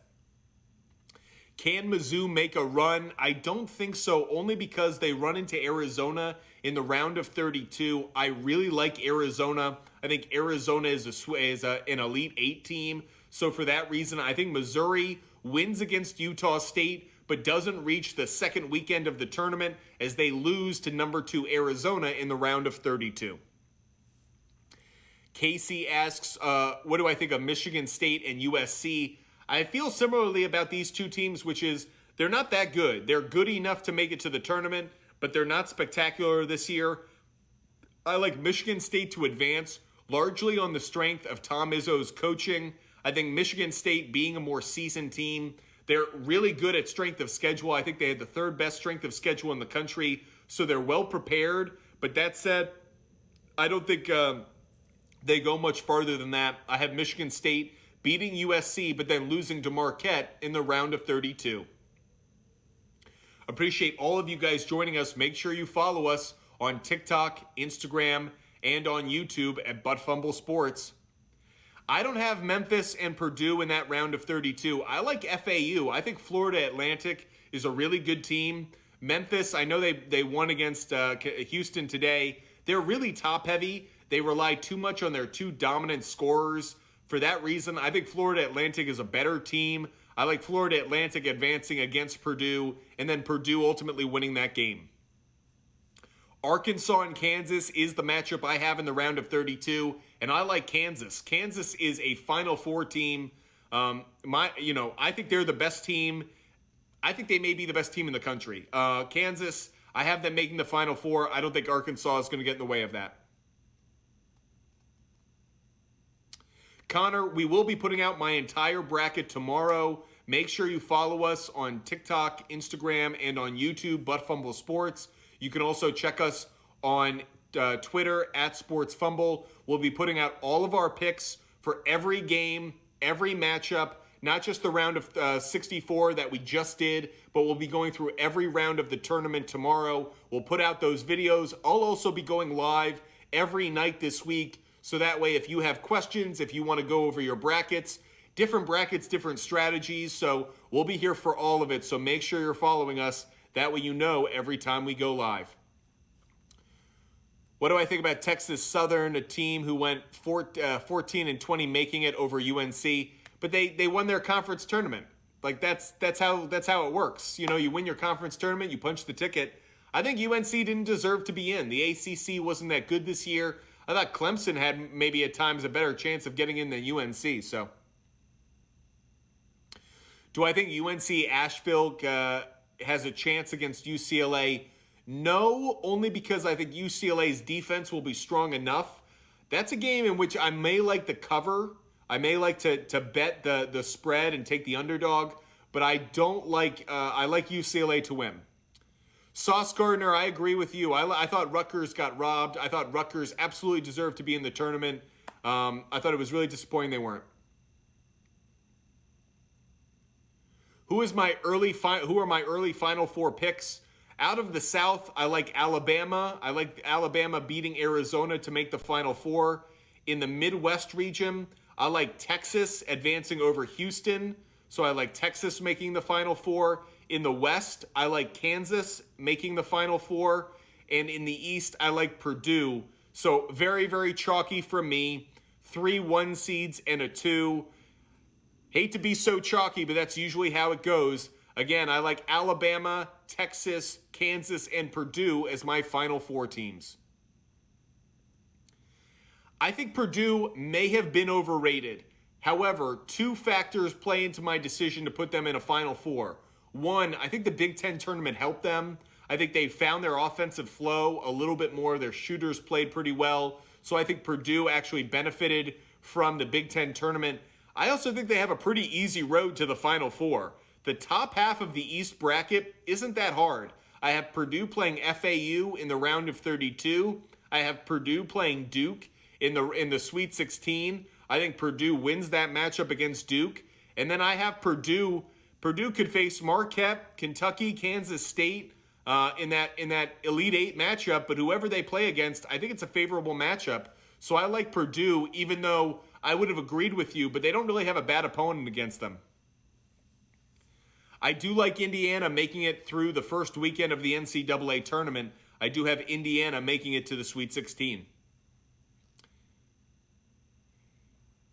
It's interesting that you go with Flip over Edey. I like Edey in that matchup, in part because I like Edey as the facilitator. I also think he can win the offensive glass battle. My thoughts on Texas A&M seeding, I thought they got robbed. I think every tournament, there's usually one team that gets forced into a seed to create a matchup that the selection committee wants. I think they wanted to see Texas A&M play Texas in the round of 32, so they forced Texas A&M into a matchup that they didn't deserve. Texas A&M shouldn't have been a 7. They should have been a better seed than that. I think the selection committee got it wrong, but sometimes they do this. They want to force certain matchups. They certainly did here. Disappointing because I think it'll backfire. I think Penn State will ultimately upset Texas A&M.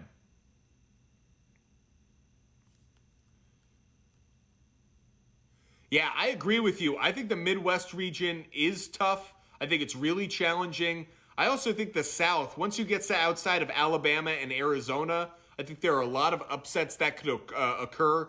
But I actually think the best part of any region is the bottom bracket of the East. Kentucky, Providence, Kansas State, and Marquette all in the same part of the bracket. Only one team can make it out of there. I think that's a really tough part of the bracket for me. If I had to have a national championship matchup right now, I would probably say I'll go with Alabama against Kansas. But it's tough because my Final Four are Alabama, Texas, Kansas, and Purdue. And Texas has beaten Kansas in back-to-back games in which they played each other. So hard for me to bet against Texas when they're playing Kansas, but I guess I will for now. Could I see Penn State advancing to the Sweet 16? No, I think their fairy tale run will end against Texas in the round of 32. They're a really good three-point shooting team, but Texas is deep. They're talented. They've been challenged throughout the year. So I like Texas to beat Penn State in the round of 32. Kenny, I'm with you. I like UConn making a deep run. I think UConn makes it to the Sweet 16, but then loses to Kansas.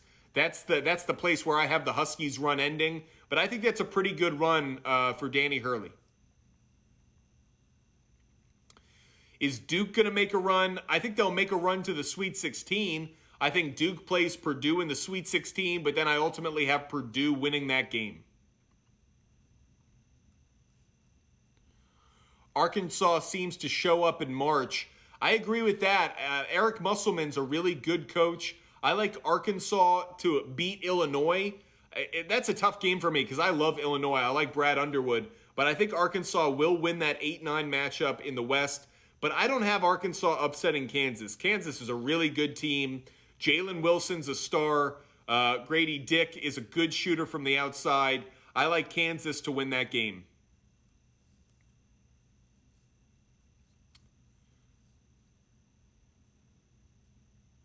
All 4 ESPN analysts picked UConn over Kansas. Well, that makes me feel even better about Kansas right now. I'll take Kansas. I have no problem. I have no problem being wrong, but I have a lot of confidence in Kansas pulling that win off.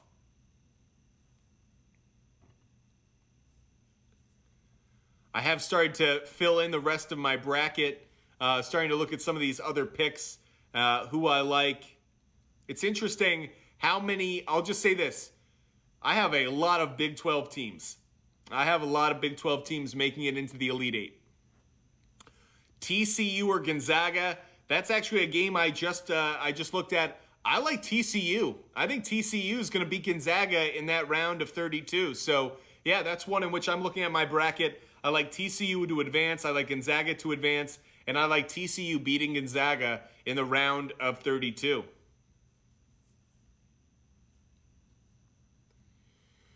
You missed my coverage of the South region. Well, first of all, you can go to our YouTube channel and check out all the picks I just made for the first round, the round of 64, so you don't have to worry about that. But to go back over that pick for you, I like Charleston to upset San Diego State in that 12-5 matchup. I think Charleston, offensive rating, defensive rating, I like Charleston to advance. I think they're a dangerous team. I'm not making this pick yet because I want to do my research overnight. But Charleston, Virginia, that isn't a game in which I feel great for Virginia either. I think Charleston could actually be one of our Cinderella story darlings of the tournament. I could see them ultimately playing Alabama in the Sweet 16, and that's where their Cinderella story ends. But Charleston is definitely a team I have my eye on to go deeper in the tournament than people think. Make sure you're following us. Hit that follow button. That way you know every time we go live. We'll be putting out videos with all of our picks and all of our gambling plays as well. So it's not just about filling out brackets. It's about total plays and spreads, how to play those. We're putting out all of those. So make sure you follow us. That way you know every time we go live and you can check out all of our content. What is your favorite place to bet these games? How do you watch line movement? Okay, a couple of really good questions there. First of all, I absolutely check out line movement. If you don't, you're making a mistake. Vegas makes their money by assuming the public is stupid, and more often than not, they're right. So check out line movement. Oftentimes, opportunities open up to take a certain side in which you can bet with Vegas as opposed to against Vegas. I have a sports book that I like to use. They don't endorse me, so I won't share the name, but there are a number of reputable sports books out there, number that you can check into. I do love to check out different gambling trends and stats. A lot of good websites to do that. Covers.com is a website I absolutely recommend. You can also check out sports-reference.com, and they have a lot of great stats for college basketball. That's where we get our stats from. So you can go look up strength of schedule. You can go look up offensive and defensive rankings. You can look up all their stats and how they rate throughout the season, or NCAA ratings. So great places to look for all of those stats if you're looking to build your bracket based off of not brand names, but statistics and analytics. How far is Penn State going to go? The round of 32. I think they beat Texas A&M in the first round, and then I think they lose to Texas. Brady asks, Kansas State to the Final Four. It's interesting you say that because in my bracket, I have Kansas State beating Kentucky in the round of 32 and then playing Marquette in the Elite Eight. Then it gets really tough. I want to take Kansas State over Marquette. It's a really tough matchup for me. I think I lean slightly, just slightly towards Kansas State in that game, but really tough one for me. I think that's going to be a great game. And then I have Purdue, though. I have Purdue ultimately winning a game and making it to the Final Four. Arkansas over Kansas. I like Kansas. I don't like Arkansas in that one. Hold on, I want to answer this one question from Bryce. Can you explain which line movement is good for us to get and which isn't? How do you know the public? Okay, line movement is a reflection on where money's coming down. So there are a couple things you can do. There are some websites that will give you information about sharp money or public money. You can look those up. There are plenty out there. I'm not going to say them only because they don't endorse us.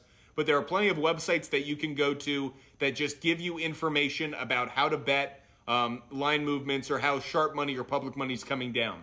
But line movements usually a reflection on public money over the course of a week. So especially with the first round of the NCAA tournament, you'll start to pick up how a certain team is being bet. So here's a perfect example. For those who want to watch line movement, I'm going to place bets tonight for Charleston to cover the spread. Because over the course of the week, Charleston is absolutely going to be a team that a lot of the public starts to jump on as an upset. So that spread's is going to get slimmer over the course of the week. I want to jump on that at its most opportune moment. So that public money is going to hurt me. That's what I mean by line movement.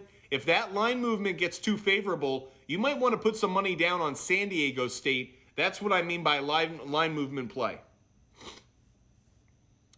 Where will IU get beat? I think IU makes it to the Sweet 16 and will play Houston in a Kelvin Sampson versus Indiana matchup that has enough storylines to entertain anybody. But I think Houston wins that game. But I do have Indiana beating Kent State and then beating Drake. I have Drake pulling off an upset over Miami and then Indiana losing to Houston in the Sweet 16.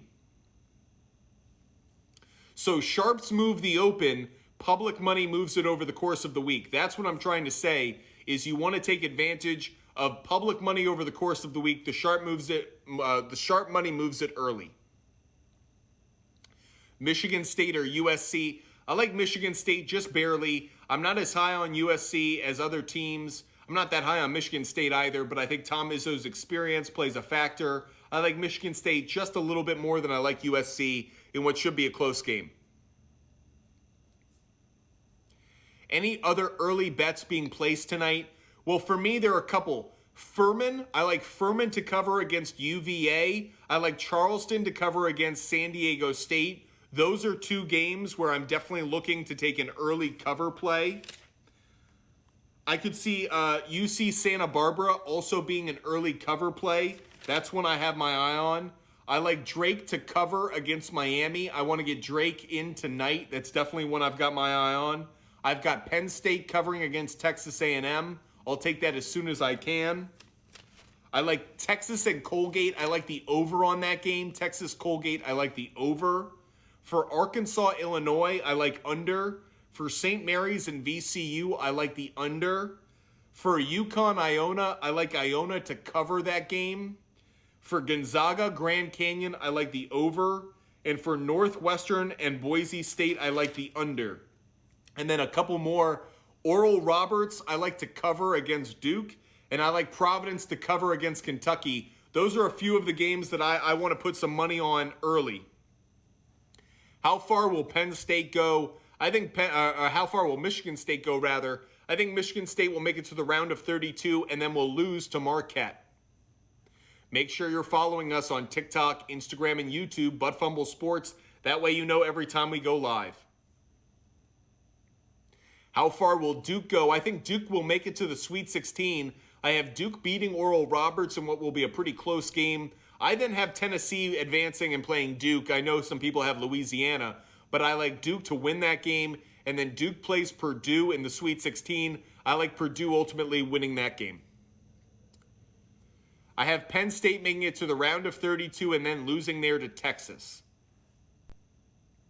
How far do I have UNC going? I can tell from a Duke fan that's just some salt being rubbed in a wound. UNC going nowhere. What about UCLA? I think UCLA is in a bit of a jam.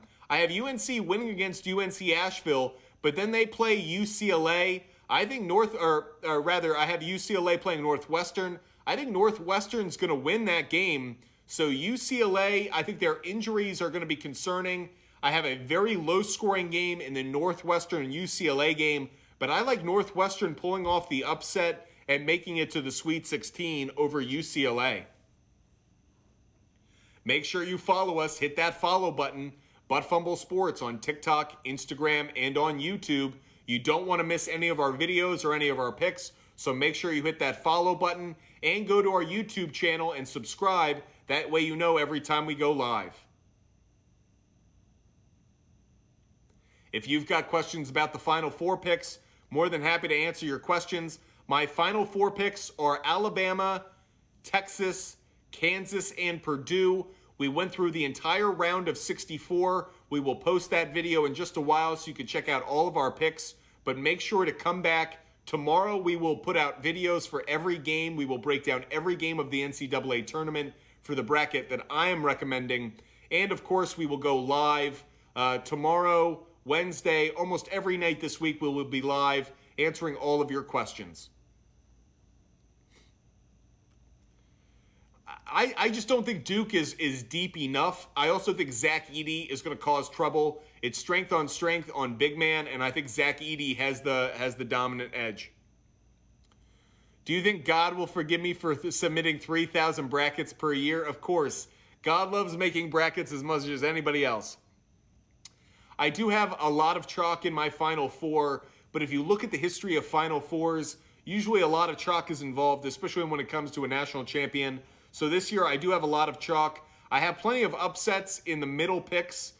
Picks 4 through 7, I have a lot of upsets, but really I have a lot of chalk when it comes to the Final Four. Marquette winning the Final Four? I don't think so. I think they're going to have a tough road.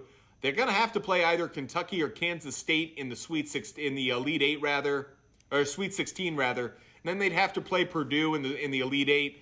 Tough road for Marquette to go. I like Marquette a lot, like Shaka Smart a lot, but I think it's a really tough hill for them to climb. I think that's actually the toughest part of the bracket is that bottom part of the East. Kentucky, Providence, Kansas State, Michigan State, USC, and Marquette. Tough part of the bracket. My thoughts on Texas, love Texas. Think they've really overcome their issues from earlier in the year with their coaching trade over. But this is a really good team. You saw they beat Kansas again. Texas, I have them going to a Final Four. And then again, I have them playing Kansas in a Final Four. So can Texas pull off 3 consecutive wins against Kansas? Will Pitt win? No, I do. I have Mississippi State winning that game. How far does Tennessee go? I think Tennessee is lucky to win one matchup. I think Tennessee would be lucky to beat Louisiana. I have them winning that. I know a lot of people don't. I like Tennessee to win that first round matchup, but then I have Tennessee losing against Duke in the round of 32. Thoughts on Rutgers not being in? They were robbed. Rutgers should have been in. They played well in a tough conference. I thought they deserved to be in. Who do I have, State or USC? I have Michigan State just barely. I think the experience of Tom Izzo makes a difference. Thoughts on Charleston? I love Charleston. I think that's going to be one of the best upsets of the first round. San Diego State's a good team. Charleston is sneaky dangerous. Good on offensive rating. Good on defensive rating. I really like Charleston to pull off the upset and to advance to the round of 32. I could even see them pulling off an upset against Virginia in the round of 32 to make it to a Sweet 16, so have your eye on that as well. Thoughts on UCLA? The injury has me concerned. They're a good defensive team, but they're going to run into another good defensive team in Northwestern in the round of 32. Has me a little bit concerned. Iowa, I love Iowa in that first round. Chris Murray's one of my favorite players in college basketball this year. Really like Iowa to advance, but then they're going to play Houston in that round of 32. I think that's where their tournament ends. Who has the easiest trip of the number 1 seeds? I have to believe it's Purdue. Purdue would face, in my bracket, Florida Atlantic, Duke. And then its toughest matchup would be in the Elite 8 between either a Kansas State, a Marquette, maybe a Kentucky or a Providence. But either way, I think Purdue has the easiest road in some ways. Alabama probably would be number 2 for me. Alabama's probably the toughest. The only reason I would not say Alabama is because Arizona is lurking as that number 2 seed in their bracket. Yeah, if Duke's the toughest, Bradley, that kind of speaks to why I think it's such an easy road. Thoughts on Michigan State? I think Michigan State wins one game and then loses to Marquette in the round of 32. How about the Razorbacks? I like Arkansas to beat Illinois in that first game, but I have Kansas beating Arkansas in the round of 32. Who do I have winning it all? I haven't made that pick just yet. You're going to have to tune back into another show or to some of our videos. My final 4 picks right now are Alabama out of the South, Texas out of the Midwest, Kansas out of the West, and Purdue out of the East. Yes, it's very chalky, but that's usually how the NCAA tournament works out. Appreciate all of you guys joining us. Make sure you're following us on TikTok, Instagram, and on YouTube. Hit that like button, hit that follow button. Make sure you're subscribing.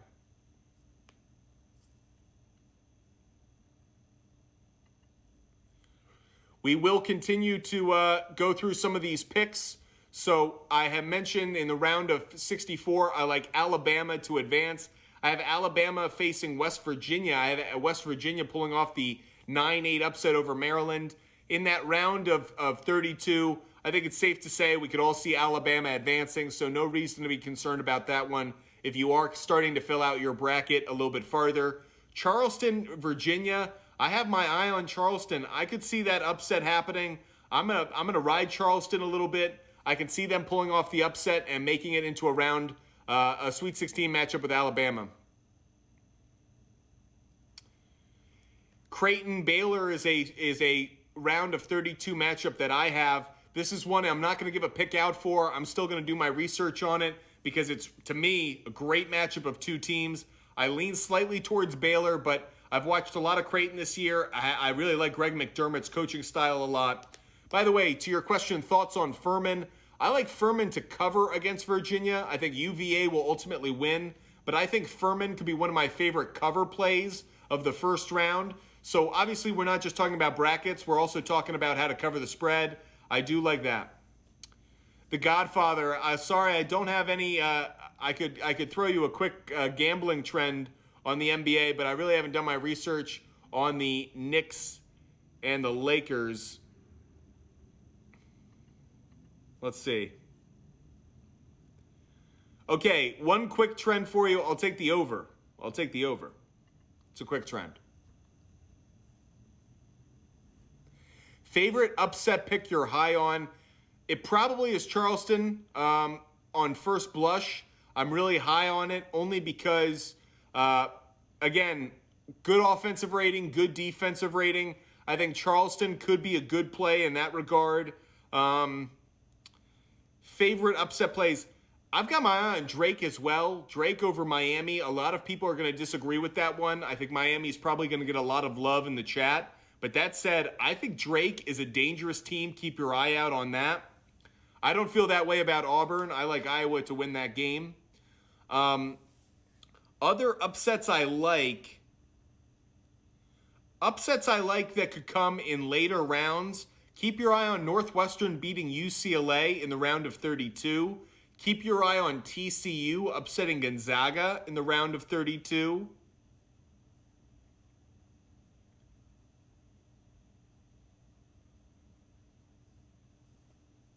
Yeah. Iowa Houston's an interesting game. I haven't gotten there yet. I think Houston will win it, but that's an interesting one as well. Northwestern is getting upset in the first round. Wow, okay. I'm not as big on Boise State as some other people are. So I saw a lot of Northwestern this year. I like them. Can Mizzou make a run? I don't think so. I think Mizzou will ultimately win its first game against Utah State, but then they run into Arizona, and I think that's where the run ends. Make sure you're following us on TikTok, Instagram, and Twitter, as well as on YouTube. You can catch us on TikTok, Instagram, and YouTube. Butt Fumble Sports is our channel. Make sure you're following. Make sure you're subscribing. We also have our website, buttfumblesports.com, and of course, Twitter at SportsFumble, so you want to subscribe and follow us on all those channels. Where do I have Michigan State losing in the round of 32 to Marquette? Illinois, I have Arkansas beating Illinois. UConn or Iona, I have UConn winning. I have Iona covering. Northwestern or UCLA, I like Northwestern pulling off the upset. Penn State or Texas A&M, I like Penn State to pull off the upset. Who do I have winning in Duke versus Tennessee? I like Duke to win that one. Iowa State. I have Iowa State advancing to play Xavier, and I have Xavier ultimately winning that game. By the way, Kentucky-Providence is a great matchup. The only reason I like Kentucky a little bit more is Tshiebwe is a stud, so I'll take Kentucky in that game against Providence, but I think Providence is a good cover play. No, I like UConn over St. Mary's. UConn over St. Mary's in that 4-5 matchup in the round of 32. How far is Arizona going in this tournament? I have Arizona making it to the Elite Eight, where they ultimately lose to Alabama.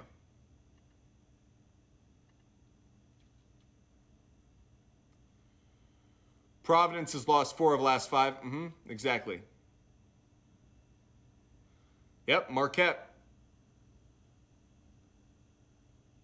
Appreciate all of you guys joining us. Make sure you follow us on TikTok, Instagram, and YouTube, Butt Fumble Sports. Frankie, I know Kent State is a popular upset pick for some. I like Indiana. I think Indiana will advance through that first game.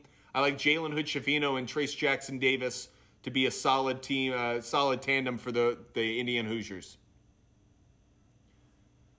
Marquette's a dangerous team. I think that part of the bracket's loaded between Kentucky, Providence, Kansas State, Michigan State, and Marquette. A lot of talent in that part of the bracket. Michigan State's probably on the outside of that group looking in. Penn State or A&M, I like Penn State, Luca.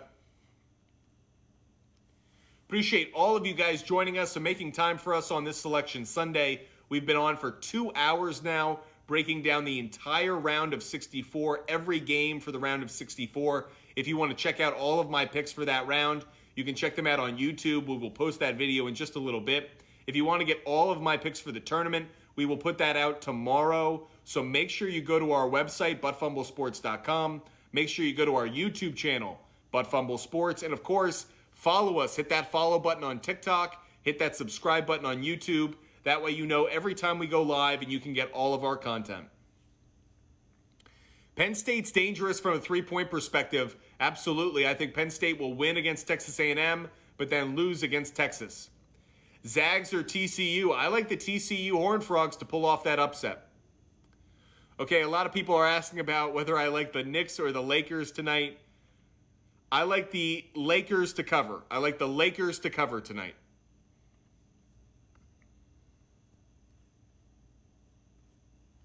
I really like the overplay. Getting back to NCAA tournament coverage. Creighton I have advancing into the round of 32. Then they have that matchup against Baylor. I haven't broken that game down yet. I'm kind of on the fence on that one. I really like both teams. They're really evenly matched. Tough call for me. I'm not quite there yet. Need to figure it out. Iona is playing well, but UConn's one of the better teams in the country from a statistical and metric standpoint. I really like UConn.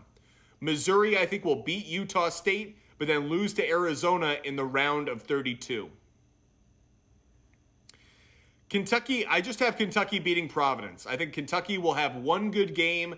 I think they're going to be a bit hyped up after that game, and Kansas State will then beat them. But I do have Kentucky winning that first round matchup against Providence, Aaron. That's as far as I'll go with Kentucky. I like Kansas State after that. Arizona State or Nevada, I like Arizona State. Would I take K-State or Kentucky in the round of 32? I would take Kansas State. Craig, Arizona State's the play for me. Appreciate all of you joining us. Make sure you follow us on TikTok, Instagram, and YouTube, Butt Fumble Sports. Hit that follow button. Is FAU the real deal? I like FAU a lot. I like them to pull off the upset, the 9-8 upset of Memphis in the first round. But I do think they'll lose to Purdue in the round of 32. College of Charleston, I love them. I'm on the bandwagon. I think College of Charleston won't just upset San Diego State. I have College of Charleston upsetting UVA. I could see Alabama playing College of Charleston in the Sweet 16, and that ultimately be where they lose. Maryland, West Virginia. I'm going with West Virginia right now. I understand why a lot of people are going to disagree with me. Maryland's a good team, but I actually think West Virginia's offense is going to make the difference. They'll score enough points. I'm going to take West Virginia over Maryland. I have NC State losing in the first round. I have Creighton beating NC State. Why am I so low on San Diego State? It's less about being low on San Diego State. I'm actually that high on Charleston. They have great ratings, great metrics, a high offensive rating, high defensive rating. I'm just high on them in a number of ways. I agree with you, John. Michigan State, USC, one of the hardest games to pick. I'm leaning towards Michigan State just because of the Tom Izzo factor. How far do I have Duke going? I have Duke making a Sweet 16, losing to Purdue in the Sweet 16. I have Purdue making a Final Four, Casey, and then losing to Alabama in the Final Four.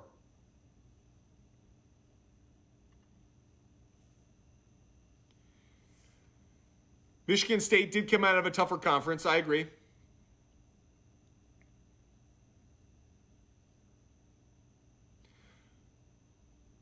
Who do I have winning it all right now? I have a battle between Alabama and Kansas in my Final Four in the national championship, I think.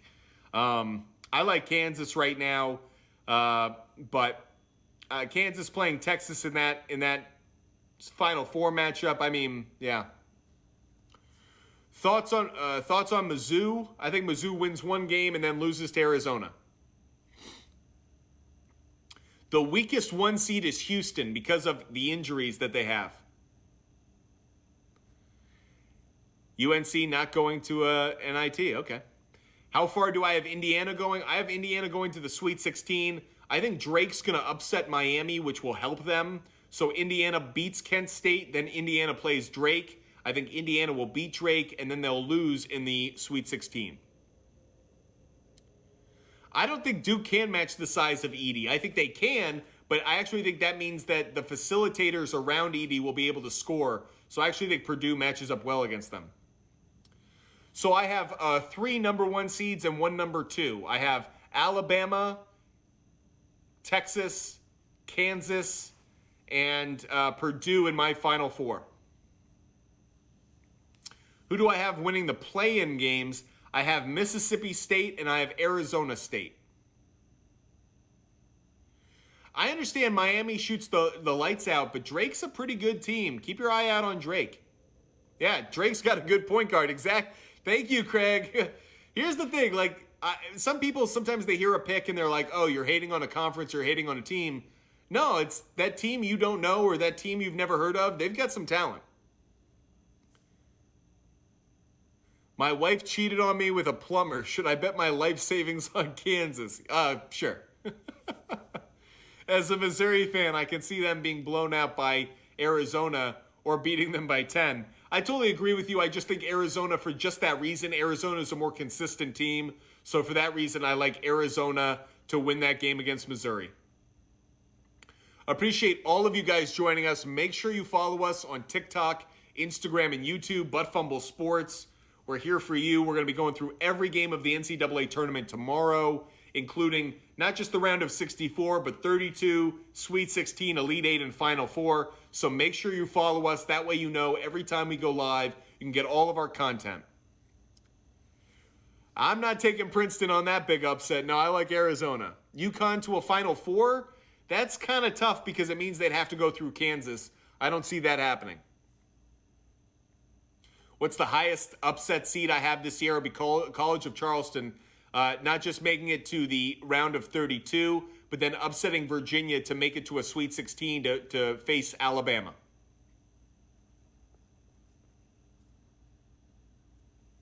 If Indiana had their starting point guard, they would be a Final Four. If Xavier Johnson were healthy, I think Indiana would be an Elite 8 team. I don't think they'd be a Final Four team. I think they'd be an Elite 8 team.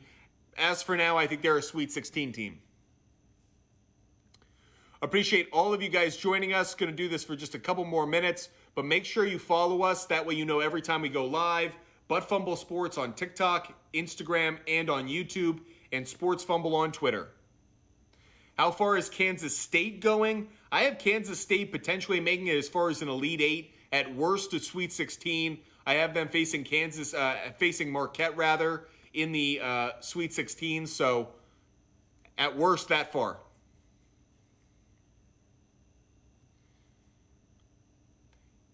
ACC is weak and Virginia's got problems. Maryland or West Virginia, it's a tough game. I'm back and forth on it. For now, I'm going West Virginia.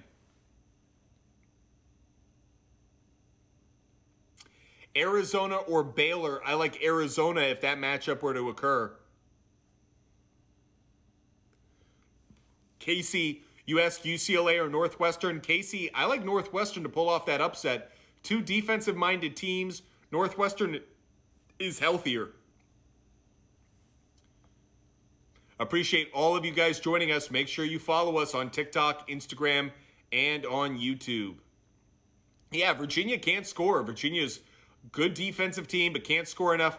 College of Charleston, just get used to it. I think, obviously, they're going to be a popular pick, so I'm not alone in saying they're going to be a team that can pull off some upsets, but keep an eye on them. They're really talented on both sides of the basketball, offensive and defensive rating.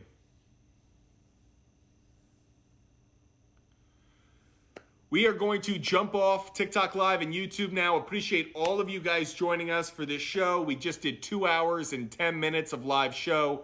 So appreciate it. We will be back on tomorrow. We will put out a lot of content tomorrow. All of our picks, we're going to break down the entire bracket. Every pick I have for the entire bracket. So make sure you go to our YouTube channel, Butt Fumble Sports. You'll get all of that tomorrow. I'll also be live on TikTok Live every night this week. So make sure you're following us on TikTok Live. That way you know every time I'm on, I'll be answering your questions. And we won't just be talking about the brackets. We'll obviously be talking about how to gamble these games, how to bet these games, the spreads, the total plays, player prop bets as well. So make sure you're following us. Hit that follow button, Butt Fumble Sports on TikTok. Make sure you subscribe to us on YouTube as well. Had so much fun breaking down this bracket.